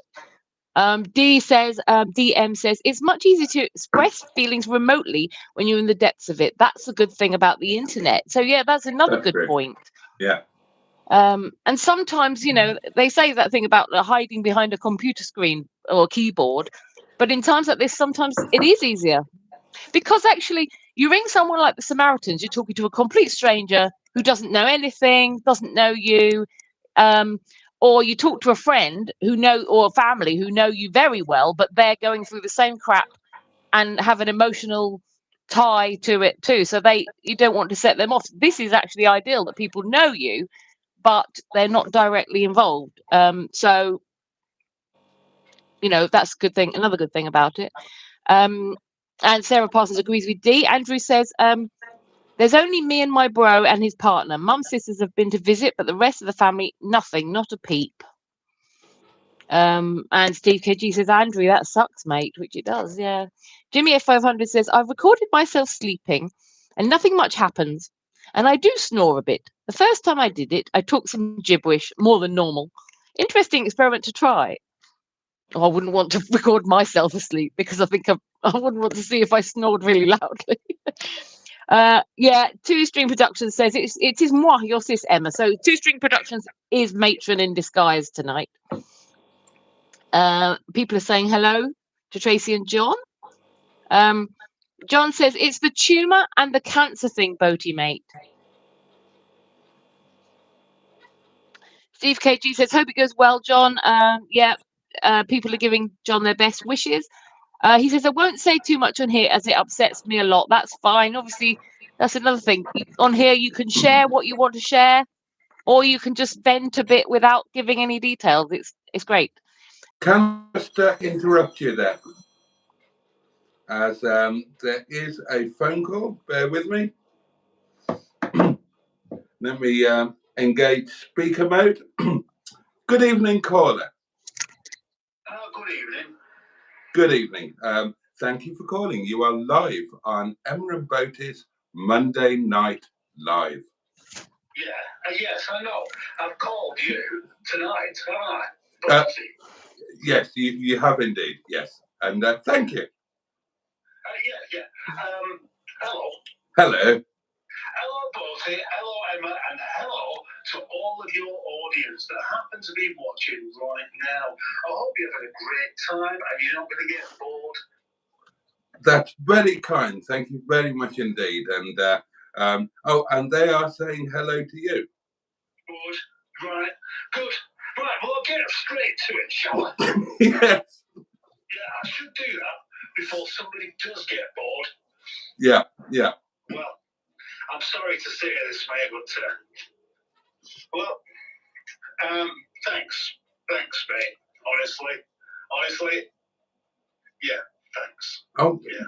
You're welcome. What are you thanking me for? Well, I'm going to switch the Alan Bennett off and go to proper mustard mode for a bit now, and just say honestly thanks, because at 53 years old, I wasn't expecting to find a new best mate, and honestly, we had the best time I've had. It just really does. It really does make me happy. Okay. I'm waiting for the. I'm waiting for the punchline. What punchline?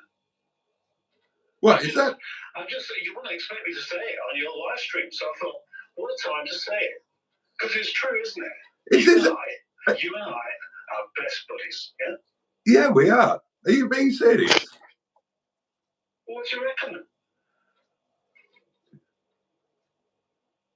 Okay. Right. Now I get what you meant. Oh, But was it having that effect on you? yes, and you knew it would, you bastard.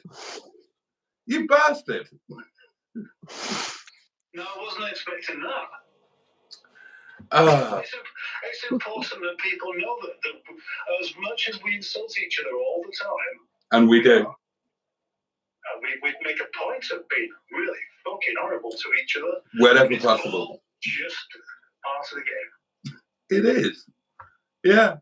Oh, blimey. Right, to explain, guys, when I had a long old chat with good old Captain Mustard on the phone earlier today, and he said, I'm looking forward to ringing in to beast you tonight, he said, and I'm really going to make you cry.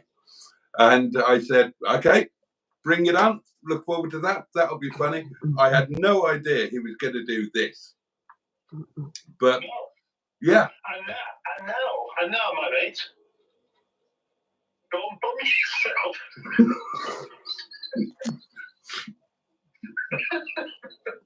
Go on, pop off to the toilet and give yourself a right good bumming.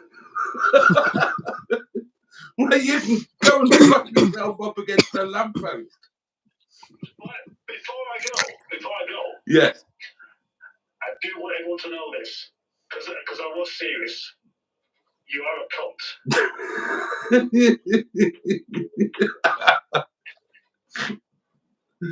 Oh, God. Okay, well, to be fair,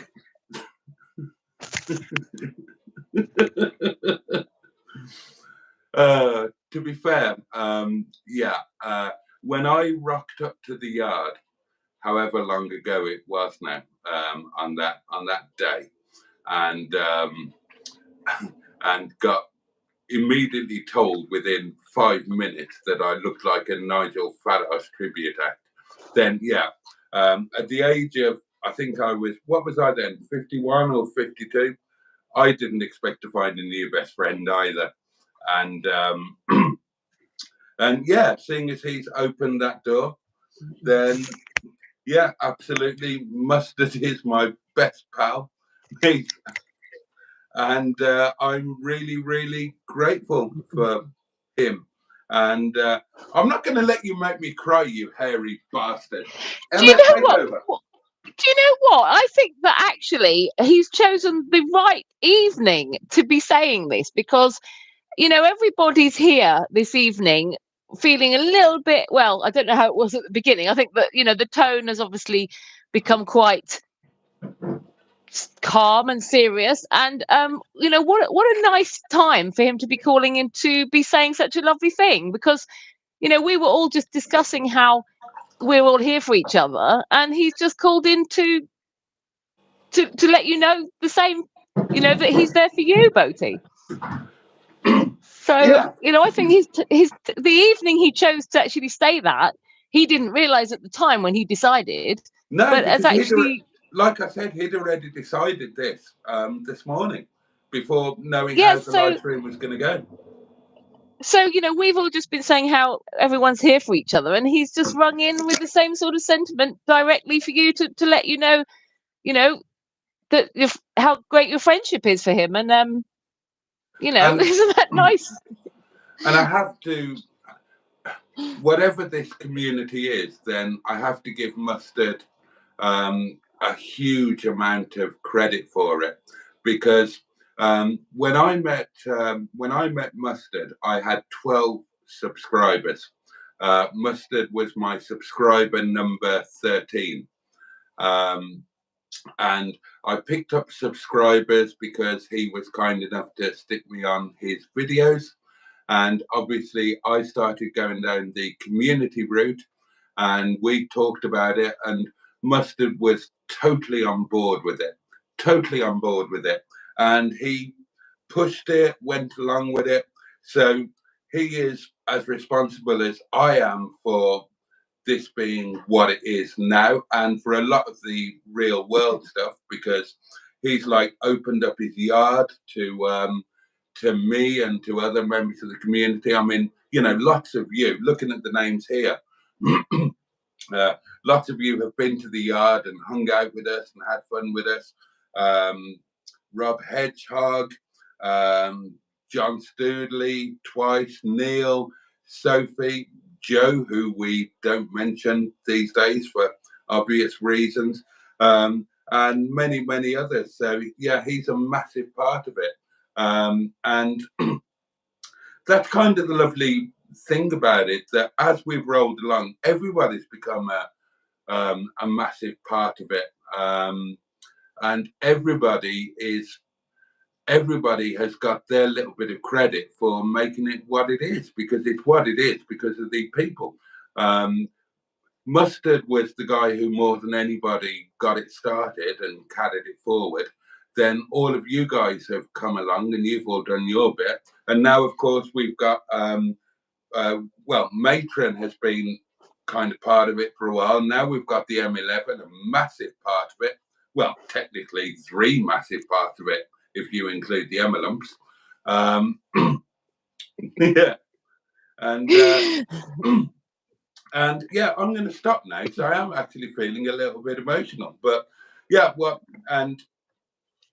Mustard said is absolutely true. Unexpectedly, a bromance for 2 men in their 50s, and we love each other to bits in a very healthy British way, which means that we take the piss out of each other and when Tracy, that was the perfect night for this, wasn't it? I think it was. I just thought, oh my god, this is perfect, because I was a little worried he was going to lay right into you just after some quite somber conversation. But it was perfect.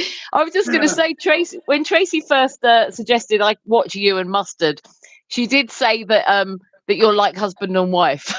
Really? Yeah.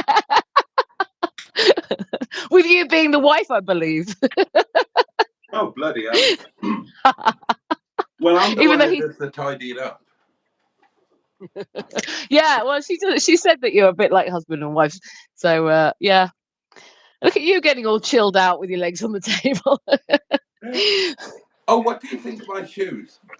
Oh, I haven't seen them, have I? Because I could only listen in. Right. Let me.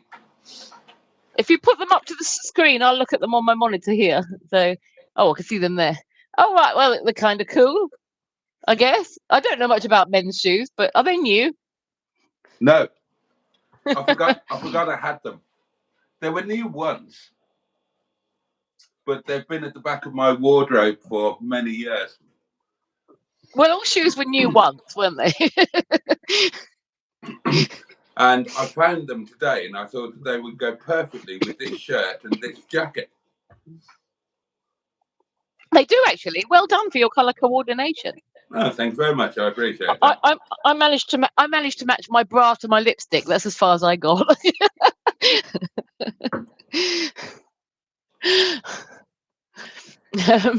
Yeah, you're not sitting close enough for an inspection of that. I'll send you a photo later. I'll add it to the album. Thank you. The scrapbook. So, returning to the comments. Thank you, Mustard. People are wishing John well. Steve KG has gone to bed. Says, right, chaps and chapettes, I'm off to bed. Night. So people are saying good night to him. Barry Scotty says, Andrew, families are funny things regarding your earlier comment. Ross says, oh, it's Alan Bennett. And Andrew Buttigieg says, Mustard on the line. And Peter P says, the hairy Bennett. Mark Passad says, Mustard. Andrew says, Barry, my dad's side of the family are a-holes. Ross says, is Mustard pissed? John said, I'm just scared, to be fair, Emma, as Boaty knows from my last visit to hospital operating table. Yeah, well, I don't think anybody goes onto the operating table looking forward to it, do they? But yeah, I don't blame you for being scared. But good luck with everything that you've got ahead of you, John, and Andrew, obviously, and anybody else going through any crap at the moment. Mark Passad says, Mustard being serious. Is it possible? Jimmy F500 says, is that Mustard again? And Tracy says, oh my God, this is too cute from Mustard. Peter P says, lovely Mustard. DM says, has Mustard been imbibing? Andrew Buttigieg says, be strong, John. Peter P says mustard makes you happy, Boaty, and I believe that is the case. Yeah, it does. Barry Scott. Not totally, not in a sexual or romantic sense. You need to just to clear be that clear. up.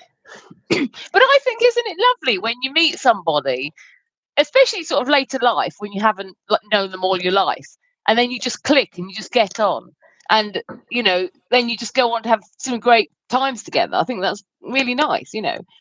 I believe that we were destined to come together to remake a modern version of Last of the Summer Wine, and I think I remember we were on a road trip going somewhere, and we went past a care home, actually near to where he lives now.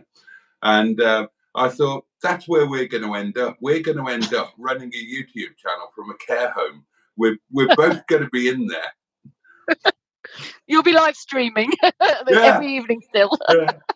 Mustard and Boaty live from the care facility with special guests, the care home matron. Yeah.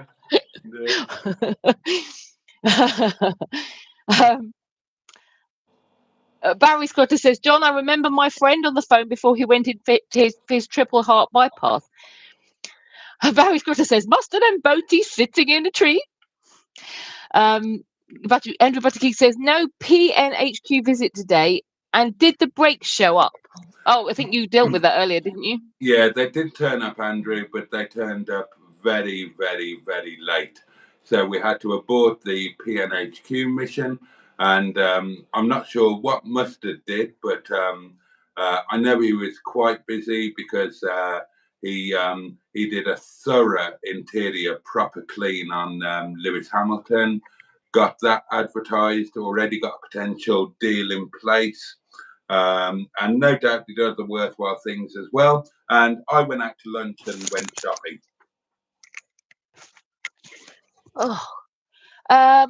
Jimmy F500 says, isn't that nice? And Andrew Buttergeek says, lucky for some 13 regarding you, Mustard subscribing to you. Oh, yeah. Bless him. And I remember what he said as well. We were talking about the YouTube stuff. It's the last nice thing he ever said about me and my channel in any of my videos. And I said, oh, well, I've only got 12 subscribers. He said, well, and took out his phone and said, now you've got 13. And I thought, oh, how lovely. And then on the next video, or the next video but one, he mentioned me on his video, and that was the bit that is in my intro when I put it into a video. The intro where he says, the channel's no good, but he's a nice guy. And I loved that. And that was right back then. And it's still, when I do put the intro into a video, that's the one. That was about probably the week after he became my number 13 subscriber. I was watching Mustard's live stream last night from my bath, as some people know. And he actually said on that, because I said at the end of it, when I was getting out my bath, I said, I've got to go now, catch people at 11 o'clock. And he actually said to people, yes, 11 o'clock is when Boaty starts. And he said he does a live stream and he does it very well, he said. So he was complimenting you on his live last night. I don't know if anyone came over from that, but... No, to be fair, he has always been very complimentary about my live streams. It's just the videos that he thinks are shit. He thinks the live streams are okay. Well, he's not going to think the ones that is shit that we're going to be filming in 2 weeks' time, is he? That's going to be brilliant. No, that's going to be amazing. We should start talking about that.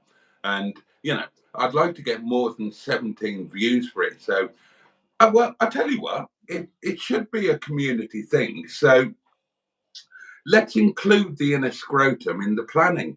We've started to do a little bit of planning while we're messaging. Let's make the planning a community thing and talk about it in the lives.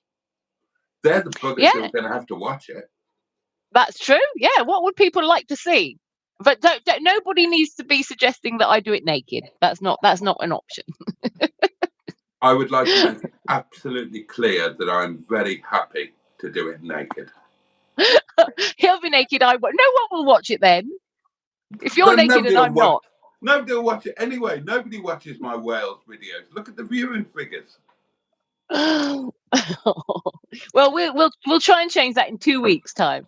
Okay. And then, of course, I will take my own video, which I will put on my channel, which obviously has, so many subscribers, and then that will send everyone over to watch your video. Oh, speaking of, you'll get more views than me. I know that'll you be will. interesting. That'll be really interesting. We'll have a little race to see who gets the most views. Speaking of subscribers and things, my disinterested cargo channel only has one video on it at the moment. I've not been able to focus on it lately, but the one video I put up has actually achieved 691 views so far in 2 weeks. Now, I've only got 40 subscribers on there at the moment.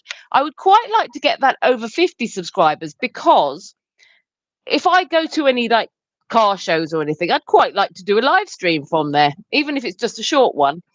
So if anybody isn't already subscribed or knows anybody who would love to watch videos about a woman wandering around like a headless chicken at car shows, not knowing what she's talking about, but may well have a little bit of boob on show, then please go and subscribe to Disinterested Car Girl, and I would really appreciate it. Thank you very much. I just thought I'd plug myself there. Now then, Mustard and I, when we were on the phone earlier, we were talking about your channel. Okay. And that video. Did you have any? Oh, right. I'm interested. Well, Mustard agrees. He agreed anyway, but having seen the video, he thinks that it could really, really work. And he thought that video was indicative of how well it could work, with some issues ironed out. He said that you well, I'll tell you exactly what he said actually. Obviously there are some technical things that need to be sorted, the sound and whatnot, but I'm a complete amateur, so I'm new to this. He said you seem to have an intuitive knack of how to put a video together. And he said that when it comes to the actual presentation, he said you're very clearly an absolute natural. Oh, thank you, Mustard. So, lovely. Yeah, go with it. That video, that's a really good kickoff point. That video, it shows you what's going right, the technical bits that you need to change, and just a really good kickoff point. Well, I just wanted to hurry up and just get the video up, even if it wasn't the best, and just start it off. But yeah, I mean, thank you. That's really lovely for you to say that, Captain Mustard. And if anybody, you, Boaty, or Mustard, or anybody else have any ideas or suggestions of what else I could do, aside from going to car shows, I would appreciate it. I do have a couple of other ideas, but I just haven't been, I've got ties on my time, which means that I can't do all the things I'd like to do. But I was really surprised to get, 691 views on that one video. And there's been new people coming that I don't think are part of, these live streams. No, well, I knew that would happen. I mean, you're getting views certainly way beyond the inner scrotum. I mean, you're getting more views than a lot more views than I do on my daily diaries. So you're clearly plugging into a different space, at a different market, and I knew that would happen. The theory of it is great. I would do it myself if I was you, but I'm not. So I'm convinced it will work, and other people are as well. And like I say, you've got the triumvirate. You'll get the car people, you'll get the people, friends or partners or whatever of the car people who are not car people. And if you do the human interest bit that I've talked to you about privately, you'll get everybody else as well. And then you'll clean up. I would also like to, I mean, because obviously that was my first one, and I was quite nervous talking in front of the people who had the cars. You know, they might have been thinking, who's this complete nutter? But I'd quite like to get a bit more confident doing that and be able to add a lot more humour in, which then might also hit people who aren't that interested in cars, but that might find it just, amusing. So that's another, side to it. But Get the first video sorted. Get the backstory into place well, before you start going mad. I am working on that. However, what I wanted to do was to be able to throw in a few clips of me at a car show, or me, you know what I mean, into the mix, and also the intro bit at the beginning to be showing that instead of just me sitting in a room talking. I wanted some visuals from places I've been, things I've done. So I am working on the introductory video. Well, let me give you a piece of advice. If you're at a car show or somewhere like that, and you're thinking, what will the owner of this car think about somebody? Right, forget about that. They will love it. Now, remember that anybody who takes a car to a car show is a pervert. And they are there for their own pleasure. They want their car to be recognized. They want to be recognized as the owner of that car. That's why they were cleaning it for the past month. That's why they put things in the window. That's why they open their bonnet to show that things are polished. It's the ultimate attention-seeking behavior. And if they see somebody wandering about with a microphone and some sort of filming device, they're going to assume, well, this is very obviously Martin Scorsese, who's come to make a feature film about me and my car, or possibly my wife. And they will be absolutely delighted. And they will bend over backwards to do anything that you want them to do. Trust me, that's true. No, seriously. I get it. I do get that. I do get it, but it's a confidence thing, like it's the same thing with the live streams. When you first said, do I want to come on, on the live stream like this, the first time I did that, I was so nervous beforehand all day. And that sounds ridiculous now, but I was, because I'd not done that before. And now I don't feel like that. And it's a short space of time. I don't have those nerves. And when I look at our first live stream together, the first one where I was on the camera, which got over 1,000 likes, I can just see how calm I am. I'm not as animated. I'm not as fun because I was so nervous, but I'm not like that now. So I'm hoping the same thing will happen, is that after a few times talking to people about cars, I will just feel more relaxed and not be as nervous. And I like your idea you had, Boaty, as well. Interviewing, maybe on a split screen like this or something, car-y people who in the community or whatever, but not really focusing on the cars. Or if I do talk about the cars, it's going to be, has your car got a drink bottle, as opposed to, I don't know, anything really technical. That would be brilliant, but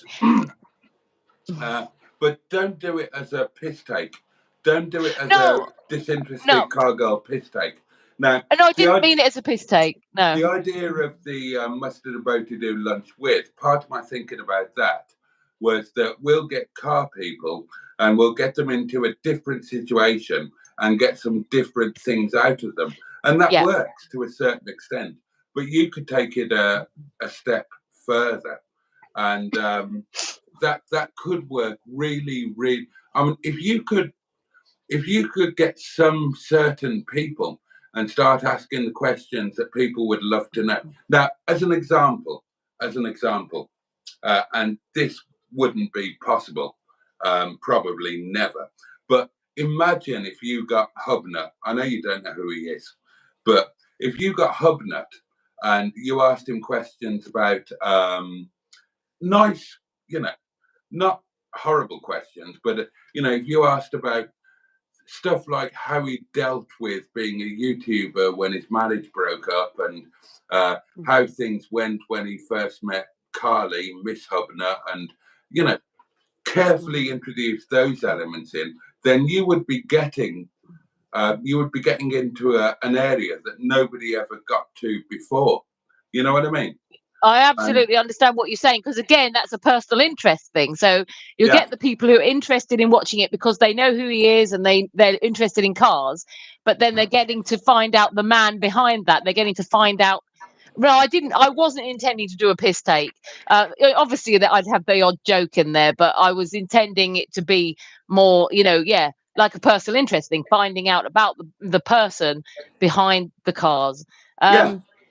And I would quite, if you're up for it, Boaty, I could do an interview with you, or even you could show me your cars, and I could talk about them. So I could even do a video, a car. That's what I was considering, a car-y kind of video when I'm up there doing all these other videos we're planning on doing.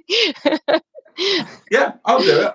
I will do a no holds barred. Yeah, I'll do an interview like that. Yeah, I thought that could be quite interesting. And, obviously, Tracy and I are planning on coming up at some point to have a yard day at some point. So I could maybe do one with Captain Mustard then as well. But, there, and also had the thought of, now I don't know the technical side of this, which has stopped me doing it at the moment. But I thought, I could, what do they call it? React. So, like, I did ask Mustard's permission to use some of his videos. I thought I could do a disinterested car girl reacts to Project Nigel. So, to look at videos and to comment on what I see when I look at the video of, Project Nigel. And I thought that could be interesting. Another sort of angle to take, another, kind of series of reacting to things. Yeah, so I've got a few ideas. Sorry? Yeah, sure. Good idea. Yeah, but it's just, I don't have a lot of quiet time at home to be able to focus on these things. So it's a bit frustrating because, considering how I say I know it hasn't done amazing, but, for a first video on a new channel, the disinterested car girl video I put up, considering how well that's done, I really would like to see what I can do with it. And, it's just a bit frustrating that I can't put as much time in as I want to. But, I suppose if it took off, it would be like a job. So I would have to put in the time I would put into work. Within reason. But I'm a carer for somebody, and that takes up time. And I'm also a mother, and that takes up time. So I can't go gallivanting all over the place filming things that I would like to. But I'll do my best. And to be honest, you really shouldn't need to. When I came up with the concept or the idea or whatever, most of it you can do from. I mean, the car shows idea, that was pretty much your idea, I think. Oh, yeah. I just saw those car shows and I thought, I'll go and wander around them and do commentary.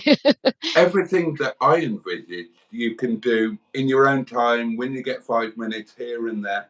I mean, you'll get into the YouTuber thing where you're just you're prepared to do something on the hoof at any moment. Do you know what I mean? So yeah. You're somewhere and you suddenly think, I could film this. Yeah. It just all of a sudden it's like, hang on, I've got an idea. Let me get the camera out now and do that.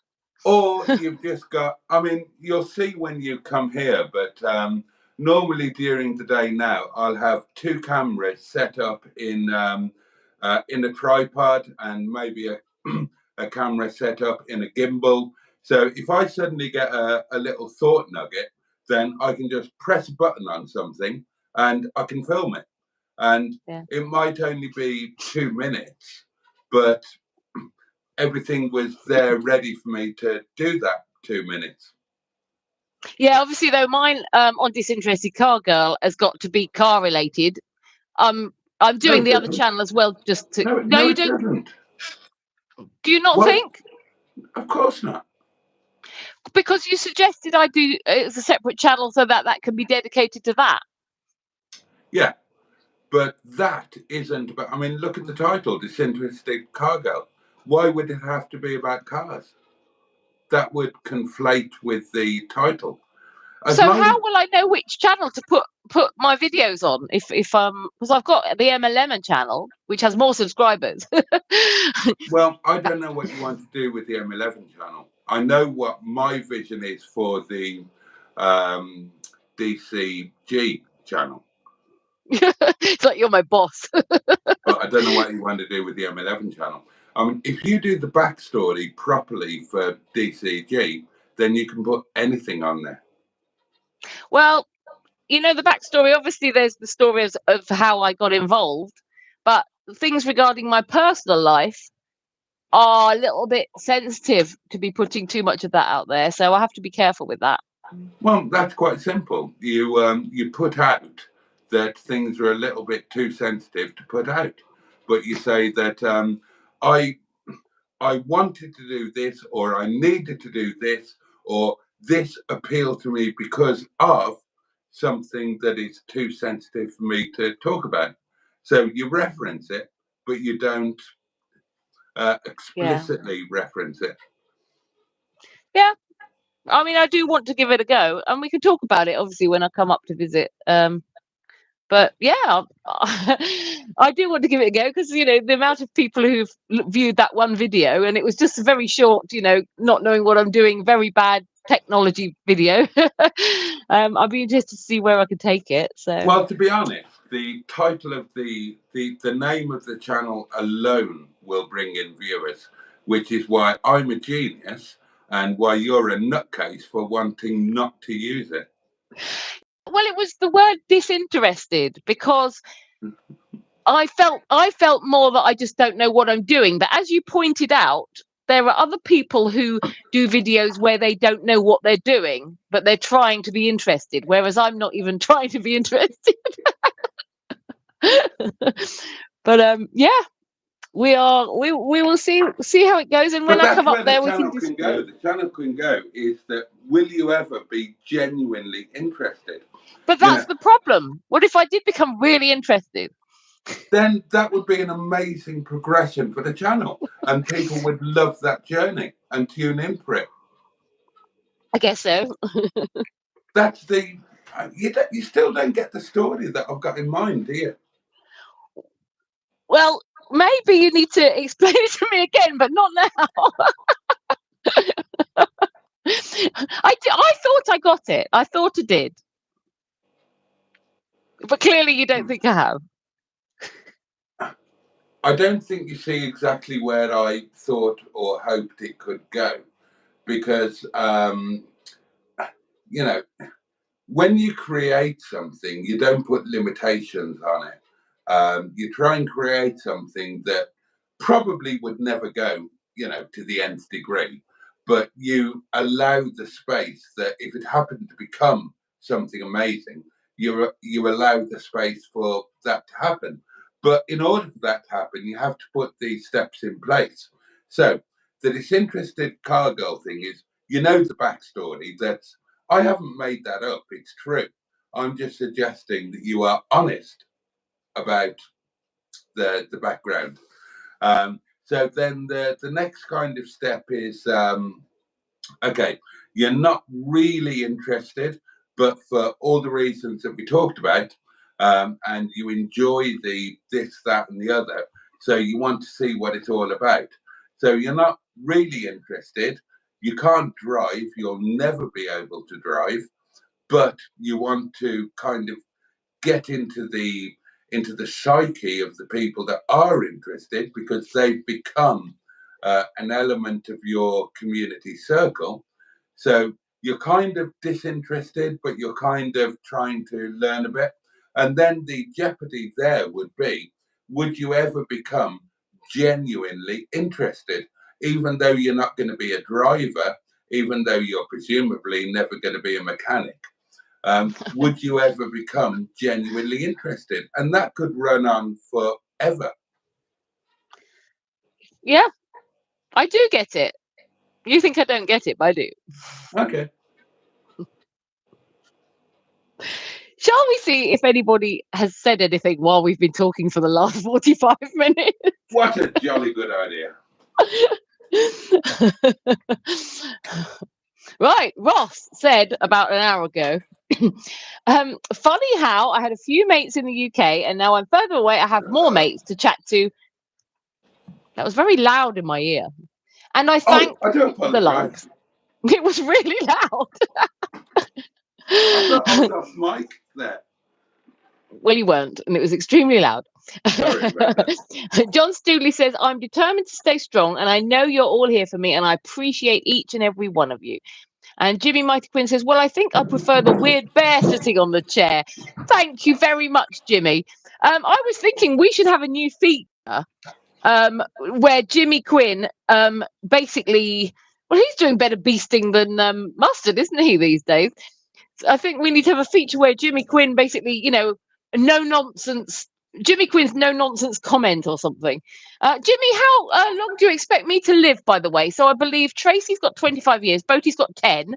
How long Yeah. how long are you expecting me to live? Just out of interest. My daughter, who actually is quite she often says things that are very accurate and come true, so it's very freaky. She told me I'm going to die age 49, and that's next year. So we're going to need to make the most out of the next year.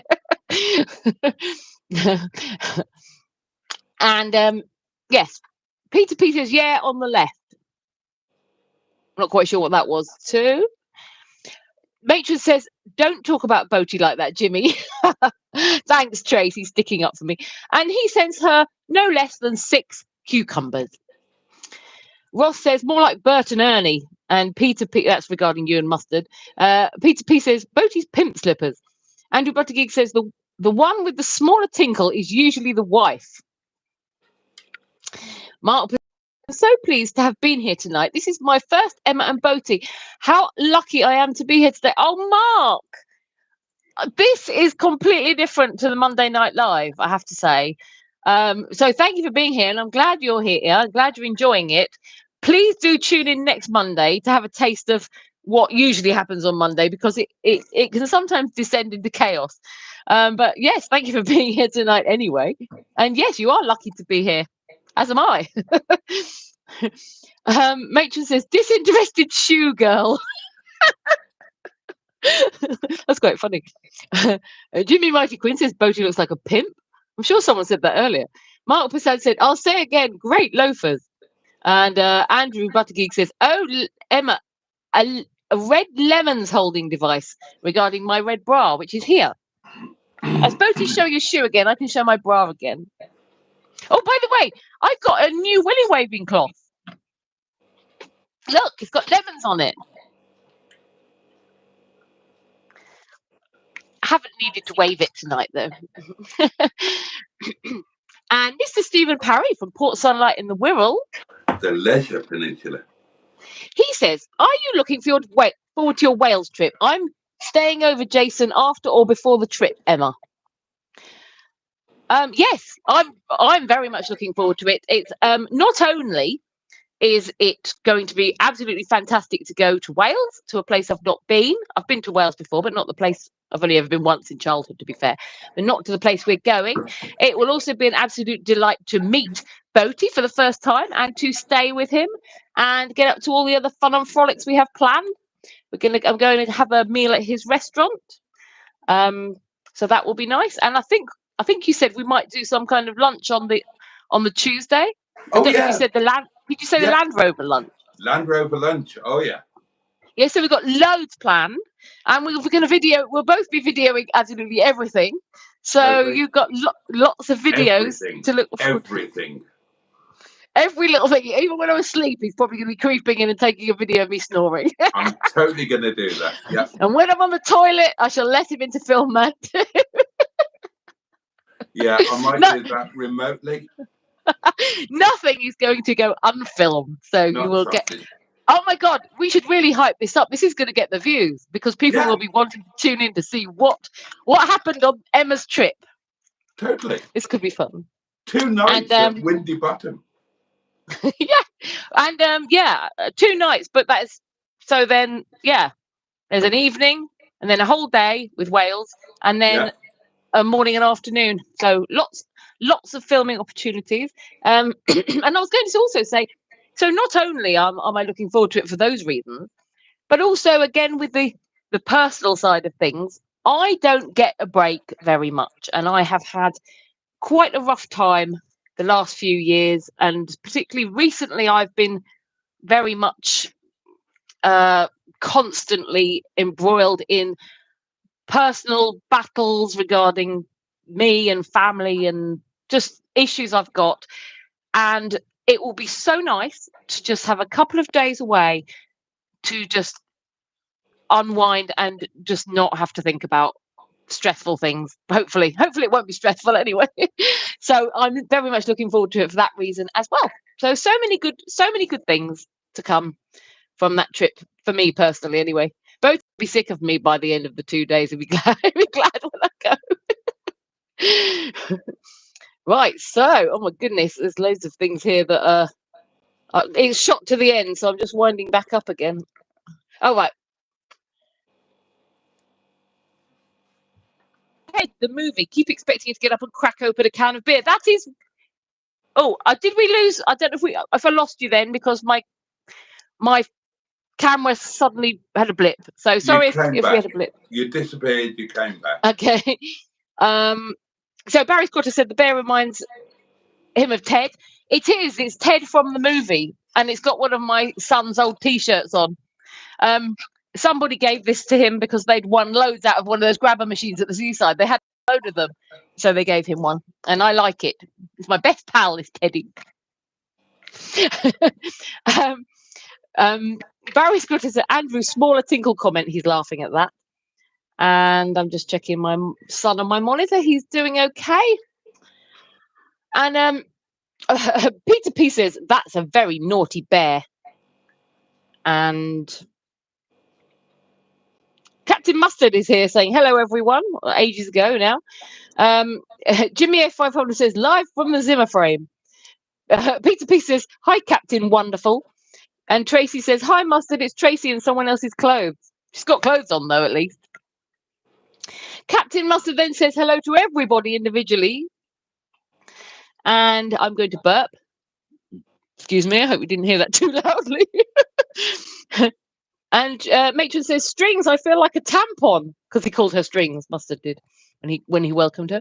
Jimmy Mighty Quinn says wrong week, Tracy. And Sarah Parsons said, are you both going to sit at the end so we can see you both? Oh yeah, when we do the joint live stream, Boaty, can we sit together at the end there? Yeah, absolutely. That would be so fun. That'd be really different. And Peter P says Boaty versus Emma, stats off. Steve Colk says that Teddy is laughing at me. And Matron says he can see into your soul, Steve. Barry Scotter says exhaust pipes live, and Jimmy Mighty Quinn says I have watched it 500 times, Emma. Oh, you're giving me all the views, are you, Jimmy? Thank you anyway. Sarah Parsons says, Emma, are you taking Ted to Jason's? No, I wasn't planning on it. If I put Ted in my suitcase, I wouldn't be able to fit anything else in, all my sex toys and things. Bloody hell. Did I really just say that? Oops. Yeah, apparently. I'm just kidding. Don't be scared, Boaty. Well, be a little bit scared. Just the right amount of scared. Well, Barry Scotter says I should take the Teddy to your house. I'll consider it if there's enough call for me to bring the Teddy. Sarah Parsons says need to get your hair cut before Emma's arrival. Jason, no, you don't. I'm not coming if you cut your hair. I will not come if you cut your hair. As an order. I absolutely love curly hair. It's like I just love it. So any guy I've ever had a relationship with, it would be like fantastic when their hair's longer. And then when they would have it like all shaven off, it would be like, we might miss out on the bedroom action for a couple of weeks till it grows again. But no, you can get it cut if you need to, obviously. Ross said, Emma as a car show is like Boaty opening a car bonnet. Is it? Andrew Buttergeek says, do you like aircraft, Emma? A new channel, Disinterested Plane Girl. Well, let's do the car girl videos channel first, because I've already got Emma Lemon and Disinterested Car Girl on the go, and videos aren't going up super fast on those. So, I don't think I've got any room for a plane channel. I'm even less interested in planes, to be fair, than I am in cars. Are you right there, Boaty? Yeah, yeah. I feel like since I've appeared here, I've just taken over, and you're just like, sitting there chilling. I'm just thinking about my supper, to be fair. Yeah, it's that time of night when you start thinking about your supper, isn't it? Oh, yeah. What are you having, or have you already said that? No, I haven't, and I'm glad you asked. Well, tonight, Matthew, I will be having Chinese chicken curry with garlic and ginger fried rice. Sounds really nice. Yeah, I'm looking forward to it. What are you cooking for me when I come round? Oh, no, you're not, are you? You don't need to cook for me at all. Because we're going to have a restaurant. I'll eat at your restaurant, and then we're going to Wales, which will involve some sort of maybe fish and chips or pub lunch or something. Yeah, but we'll have to eat at the night, won't we? Oh, of course. Yes, after the live stream. Yeah. Do I have to eat my supper after the live stream at like 12:30, 1 o'clock in the morning? No, you can eat it during it. Maybe that'll be part of the live stream. What are you going to cook? I don't know, whatever you want. Ooh, I don't know what I'll have to have a think. Oh, right. We'll have a think about that. And then, of course, if we're doing a Land Rover lunch, well, you are cooking then, I believe, as well, because you're cooking. Well, one of us is, yeah. So, yeah. Oh, I'm so looking forward to it. No cooking for a few days. And nice food. Maybe. Well, Neil and Sophie seem to be enjoying those chicken wings or whatever it was that you served up to them when they were awesome. They were bloody awesome. And then off camera, of course, they had staff curry and naan and all sorts. Oh, it was great. Oh, and you gave them a really good breakfast with those massive sausages. Are you going to be giving me a nice massive sausage in the morning when I'm there? Oh, God.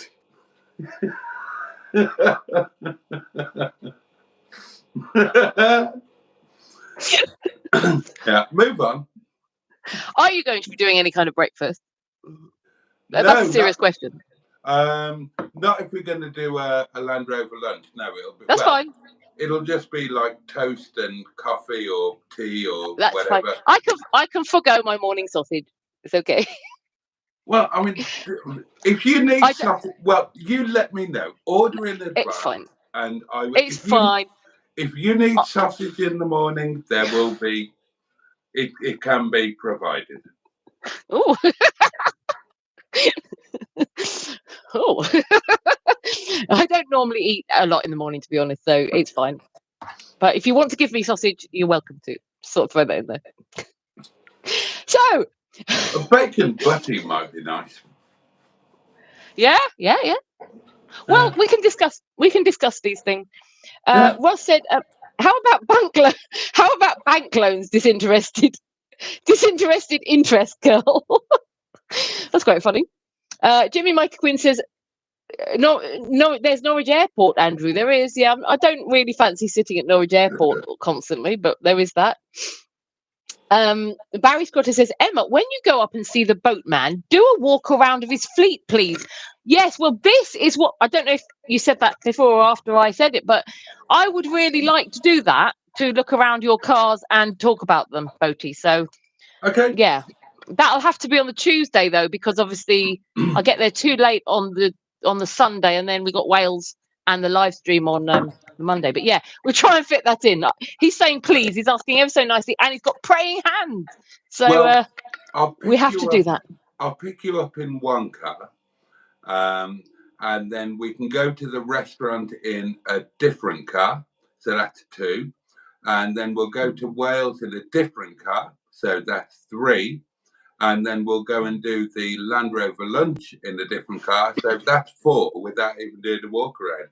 Yeah, and I thought that if you're doing that, I can then talk about my thoughts while I'm in the car being driven in it. So my thoughts on the interior, my thoughts on the sound of the engine, the thoughts on, the seats, my disinterested thoughts. But yeah, that sounds like a good idea. So then we're fitting it in. So I'm basically going to be filming constantly. And when I get back home, I'm going to have to work out, right, that's for that video, that's for that video, that's for that video. I mean, I don't know whether you're going to be filming constantly, but I can assure you that I will be. Yeah. No, I will try to. I plan to because I want to get videos out of it. And sausage. So Peter Peter P says Mustard could cut Boaty's hair. Might make a good video. He could do that, but not until after my visit. I'm not walking around for 2 days and staying with somebody who's got their head shaved. I did that when I was with Mr. Lemon. I'm not doing it now. I'm very demanding, aren't I? Oh, messages. Don't ever get messages on your phone. It's from John, and he says that he thinks that you will love the sound and power of Stigbutt. Well, interesting. I shall try to remember that so that if I am ever in Stigbutt, I can reference that and see if I do. But yeah, I will pick you up in Stigbutt. I'll pick you up from the train station in Stigbutt. Okay, I'll try and remember that to remind you in case you've had too much wine now and forget. Yeah, and I have. Yeah. Andrew Buttigieg says, Emma, excuse me, video of Boaty's fleet. Here's a silver car and here's another silver car, etc., etc. I shall try and be a bit more descriptive. People, Sarah Parsons is laughing at Peter P's comment about Mustard cutting your hair. Matron is laughing at Andrew, saying, I need to say a silver car. Pardon me, got to keep on burping. Sorry about that. Barry Scotter says, Emma, watch out for those crankcases at the car shows. What are they? What's crankcases? Oh, mad God, people. I'll tell you another time. Okay. But yeah. Okay. Watch out for them. Well, I need to know that before I go to another car show. There's a big one in Great Yarmouth at the end of the month. I want to go to. They won't be there. Okay.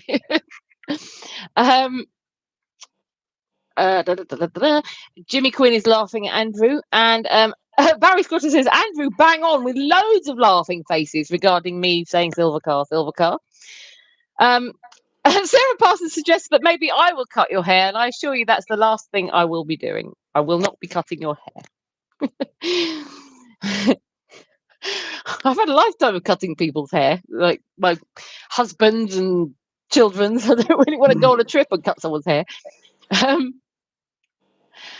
Ross says, how about this game for Emma? Guess the petrol level of Boaty's fleet. Shouldn't take long, actually. Sarah Parsons says, snip, snip. Barry Scotter says, Boaty is waiting for sheep shearing season to get his hair cut. And Matron says, Emma needs to do that defo silver car and another silver car. I shall remind her tomorrow or later. You don't need to remind me because the colour is the thing that I'm good at. The rest of it is what I'm rubbish at. But, I'd like to sort of, have a feel of his gear stick and things like that. Barry Scotter says, snip, snip, snip, snip. People are agreeing with Tracy. And Sarah Parsons says, let's have a vote. Mustard or Emma to cut Jason's hair? You can vote away. I'm not cutting it. I could cut. No, I was going to say I could cut it at the very end of the trip, but no, I couldn't because we're going to be having a Land Rover lunch and then he's off to work. So I don't think he wants to go to work with hair that I've just butchered. And Jimmy Mighty Quinn said, oh, hang on. Peter P says, snip, slip, crap, Barry. Jimmy Mighty Quinn says, what is it like to go out Oompa Loompa? Ross says, cut the hair. Andrew Buttigieg says, get Ted to cut Boaty's follicles. Barry Scott says, Andrew, Ted will do it. Jimmy Mighty Quinn says, when you look at Boaty's fleet, what a load of, and then he's put no less than 5 turds.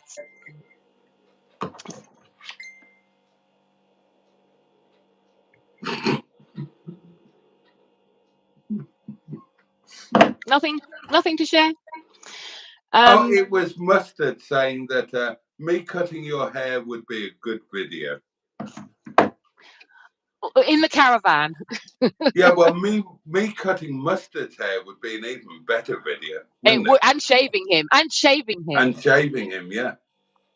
He should do that for charity. That would be good. Yeah, that would be really good. We should both do it. When I go for my next shearing, then Mustard should do it as well. We should both do it. A complete shave all over.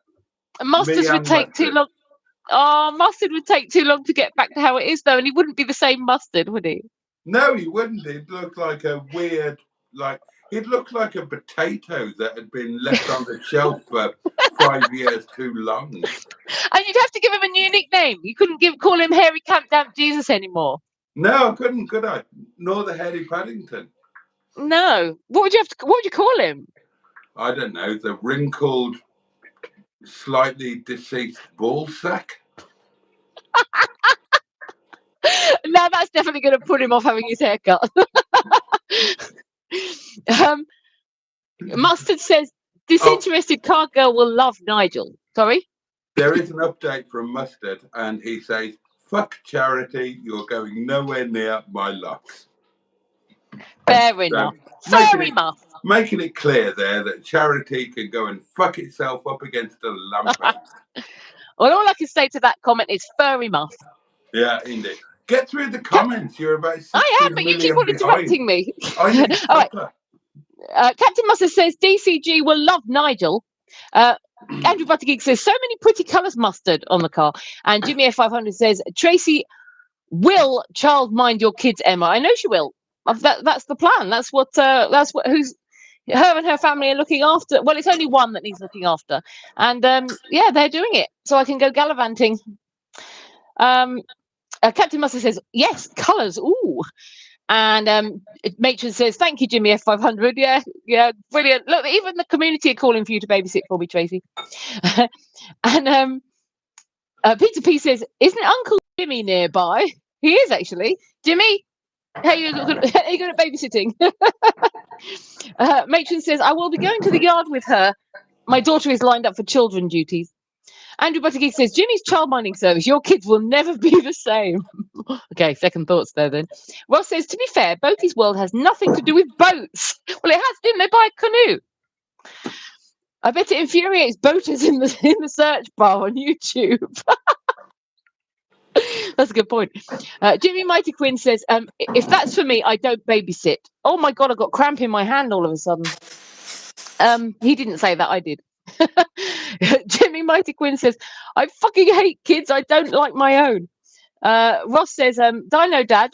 Oh, sorry. Peter P says to Ross, canoe content coming soon, I hope. I could be the disinterested canoe girl, couldn't I? I couldn't call myself the disinterested boat girl. Otherwise, Boaty might think I'm not interested in anymore. And then Jimmy F500 said, seriously, it's not easy to do YouTube videos when your kids take... Sorry, I just need to scroll up a bit. Yeah, justified priority. But it would be nice to follow you, Emma. Well, that's the thing. When I did that first disinterested car girl video, I had little Lemon with me. And I don't want him pushed on, onto YouTube. I don't want him being, I don't want it to be like, here's my son, look what he's doing. I don't want that. But it was impossible to keep him out from in front of the camera. So he does sort of come onto it a bit, but I didn't focus on him, if you know what I mean. And then Ross says, Peter P, more like canal boats. Andrew Buttergeek says, a boat in a canoe. And Peter P says, canoodling with Boaty. Ross says, never drink and canoe. And Captain Mustard says, Emma could end up really interested and learn to drive, become a master mechanic, and become the ultimate in driving prowess, a bus driver. Yeah, okay, but I won't. I have learned to drive, and I can't drive because I suffer from anxiety, but also from double vision when going over a certain speed, and that nobody wants that. Mark Prasad said, this has been rather lovely. Thank you, Boaty and Emma, and thank you, chat. I feel rather privileged to have found you all. Good night, and may your God go with you. Oh, Dave Allen. My teddy bear might go with me. Barry Scott is laughing at bus driver. Matron says, not an Uber driver, Mustard. Jimmy Quinn says, hi, Paul. And Peter P says, nighty night, Mark. Jimmy Quinn has given my life expectancy, and my earpiece is falling off. He says that because I don't drink or smoke, I will live to over 80. Well, thanks for that, Jimmy. That's nice. I'm going to outlive you all, apparently, according to Jimmy. And I'll get there in a second. my chat went a bit wonked. Sing a little song while I'm looking for it. Right. Okay, Andrew Buttigieg says, hope your daughter is wrong on the passing thing. And so do I, Andrew. So do I. Jimmy Mighty Quinn says, Emma really dirty on Monday Live. Am I? Oh. DM says, I've subscribed, Emma. Looking forward to your feed. Thank you very much, D. I really appreciate it. Tell all your friends that aren't interested in cars. Andrew Buttigieg says, lemon fresh. Ross says, have you ever seen With Nell and I? Emma, be careful. Boaty might turn into Uncle Monty. I haven't seen that, so I don't know. Jimmy Mighty Queen says they will be having it off and vomiting. John Stoodley says, I've certainly had a great time in this live, and I'm hoping to come to Boaty's in the future. I will have to arrange it with you, Boaty mate. See, once I come and stay there, everyone's going to want to follow. You know, they're going to all want to sleep in the bed that the famous Emma Lemon, Emma Levin, Emil, and the Emma lumps have slept in. And I might leave leave two little dips in the mattress where I've been sleeping on my front, and they've been lying. Yeah, and I won't wash the bedding, so. Oh, you could make a fortune. You could rent the room out. They can sniff it. God. I would. Oh God.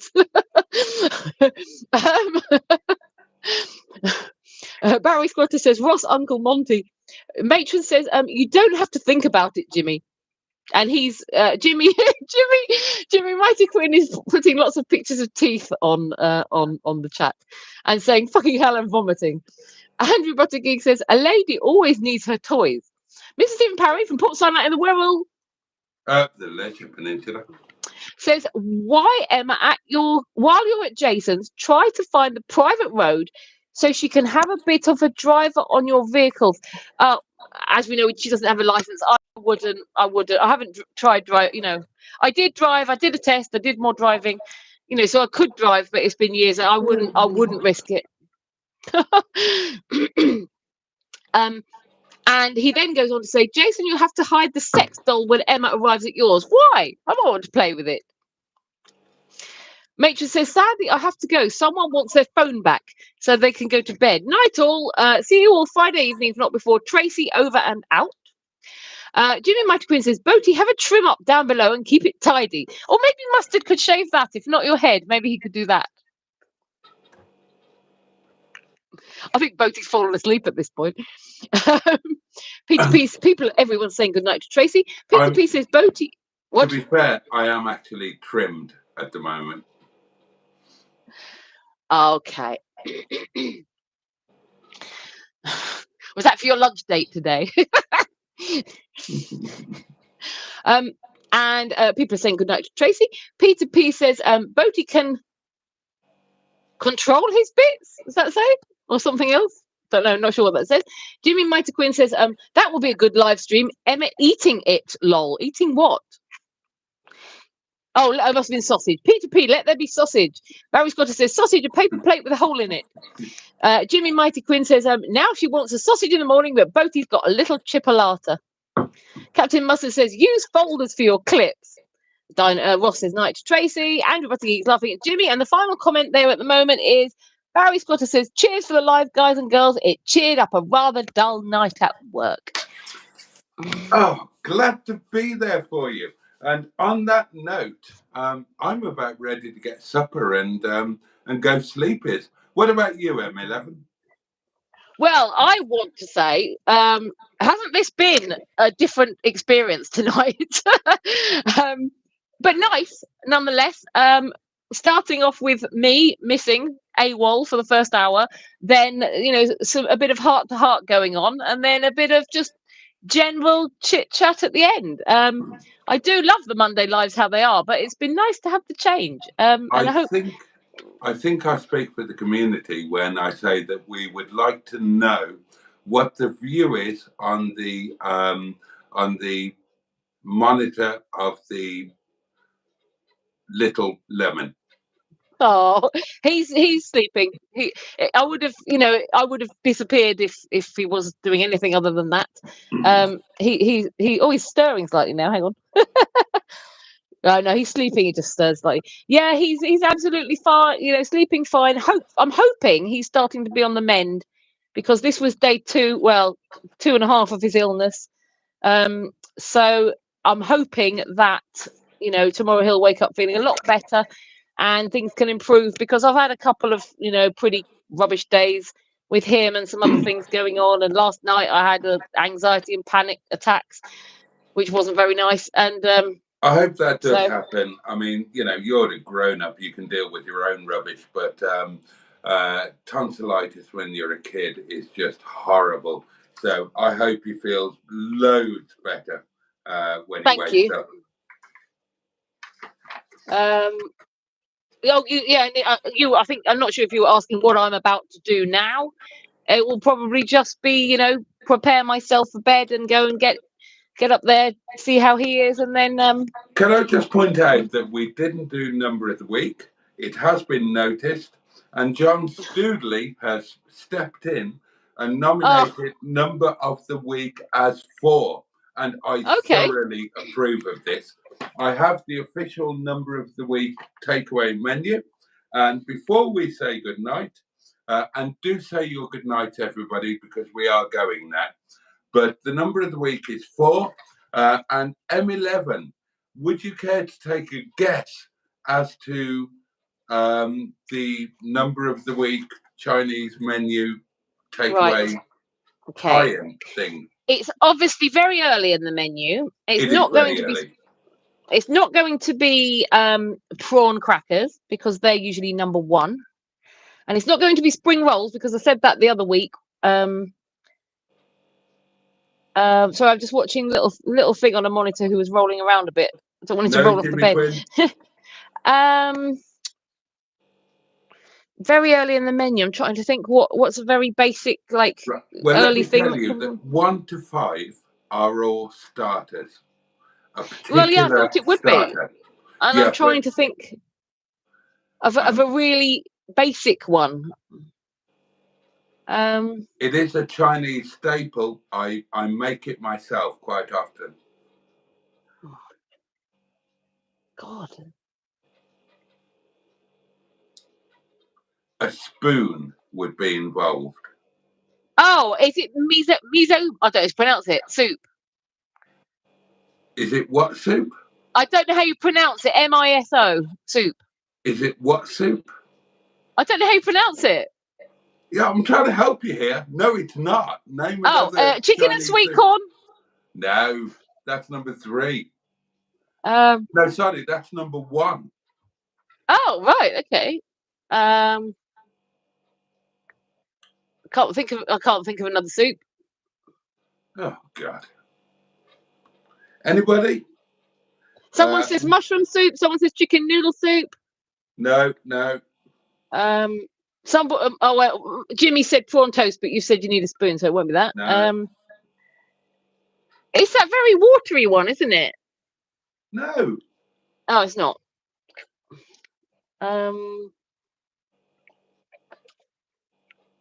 Bombay roll. Somebody says no. It's a soup. Steve.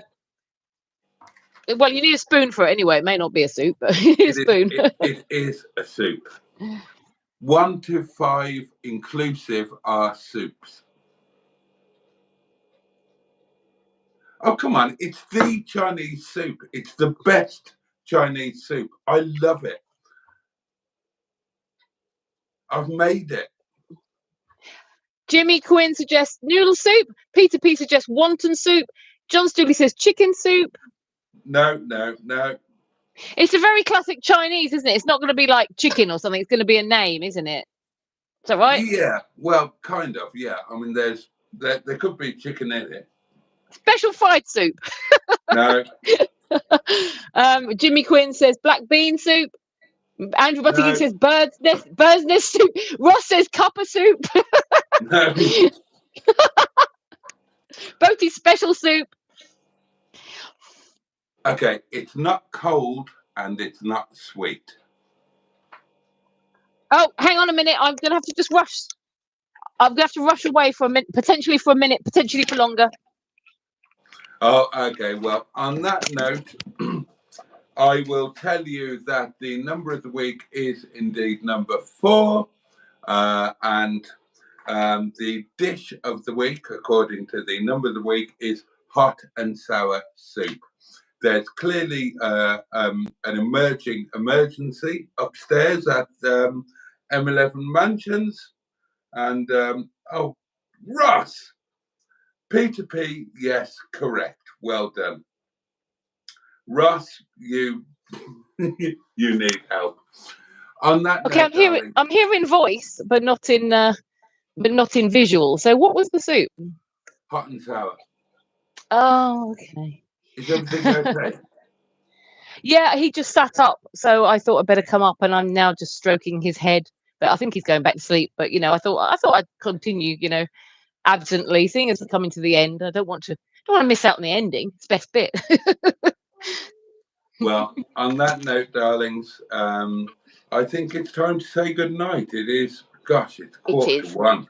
It is quarter to 1. So thank you to you all for watching. I've loved this one, to be honest.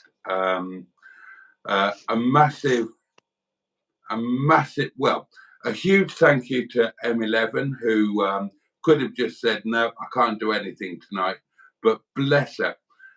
Despite everything going on at home, she's tried to be as involved as possible, which is just lovely. I mean, that's commitment to the community and all of that sort of thing. And that's all just really nice. I've loved the community spirit tonight. I've loved the fact that we've been there for those of us that are going through it a bit. I love the mustard bit.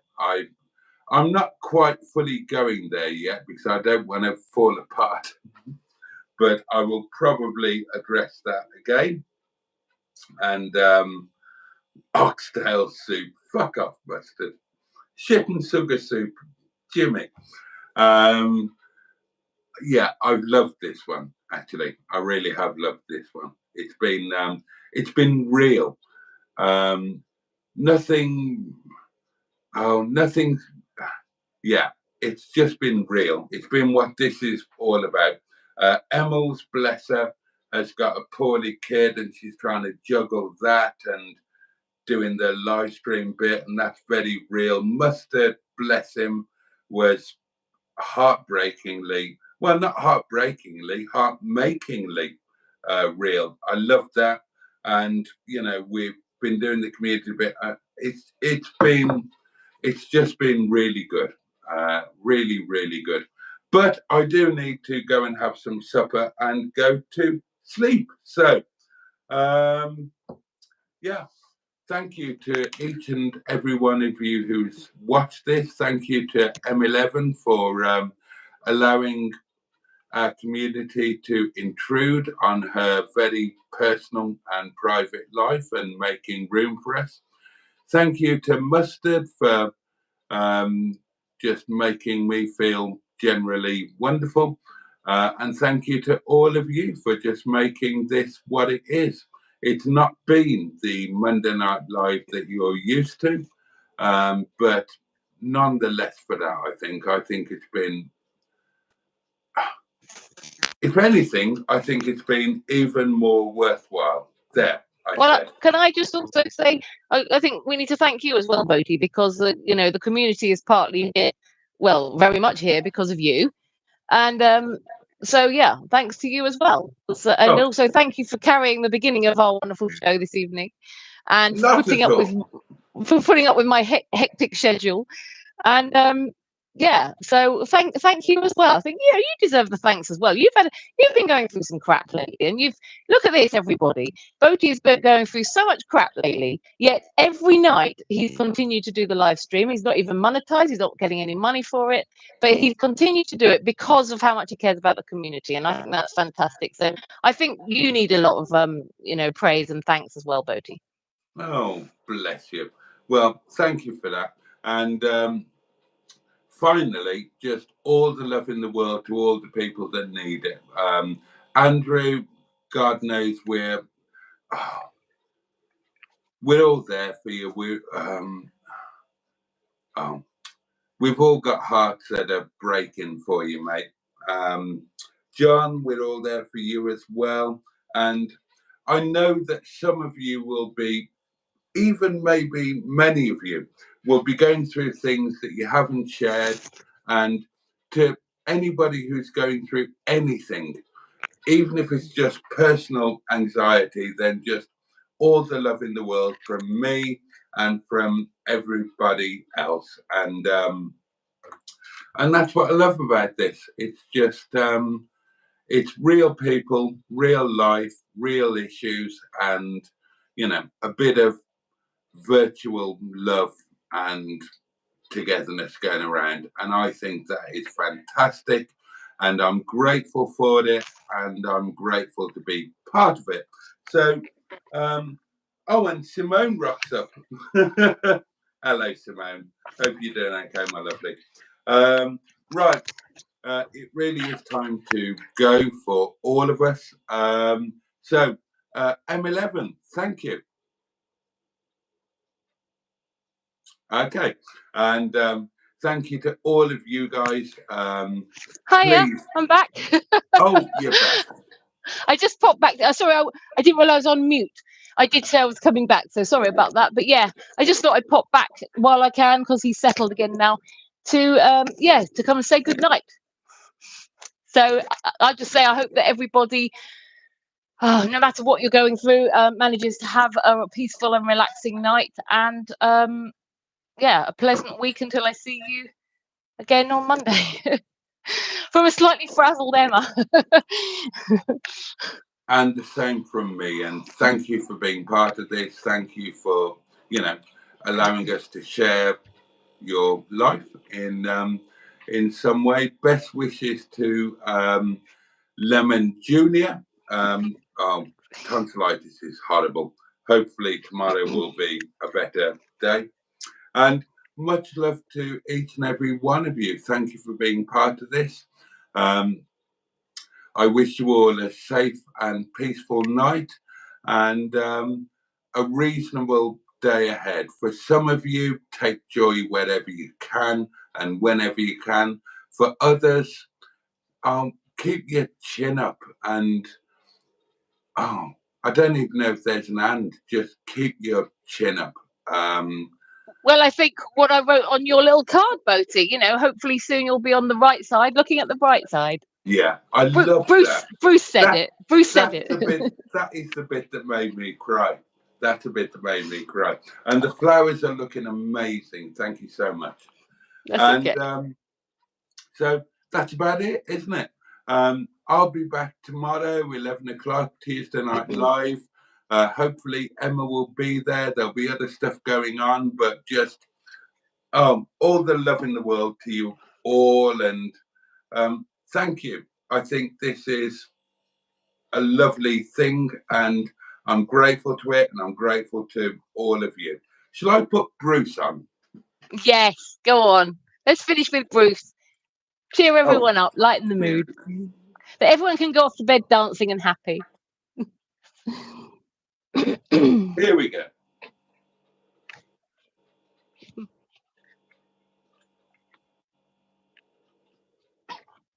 Find it. Here we go.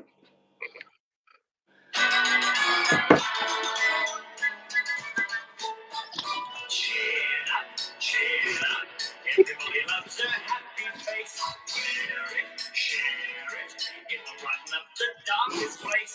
Twinkle, sparkle, little sunshine in. You'll be on the right side, looking at the bright side up with your chinny chin chin.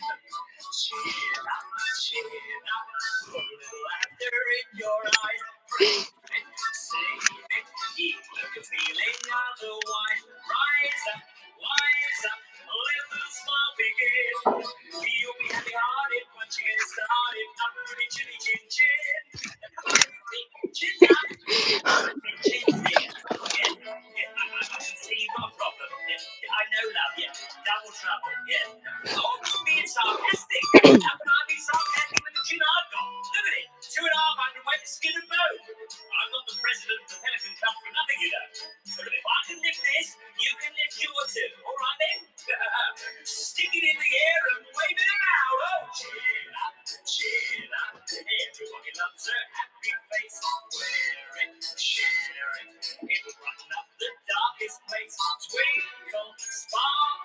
Let a little sunshine in. You'll be on the right side, looking at the bright side, up with a chinny chin chin.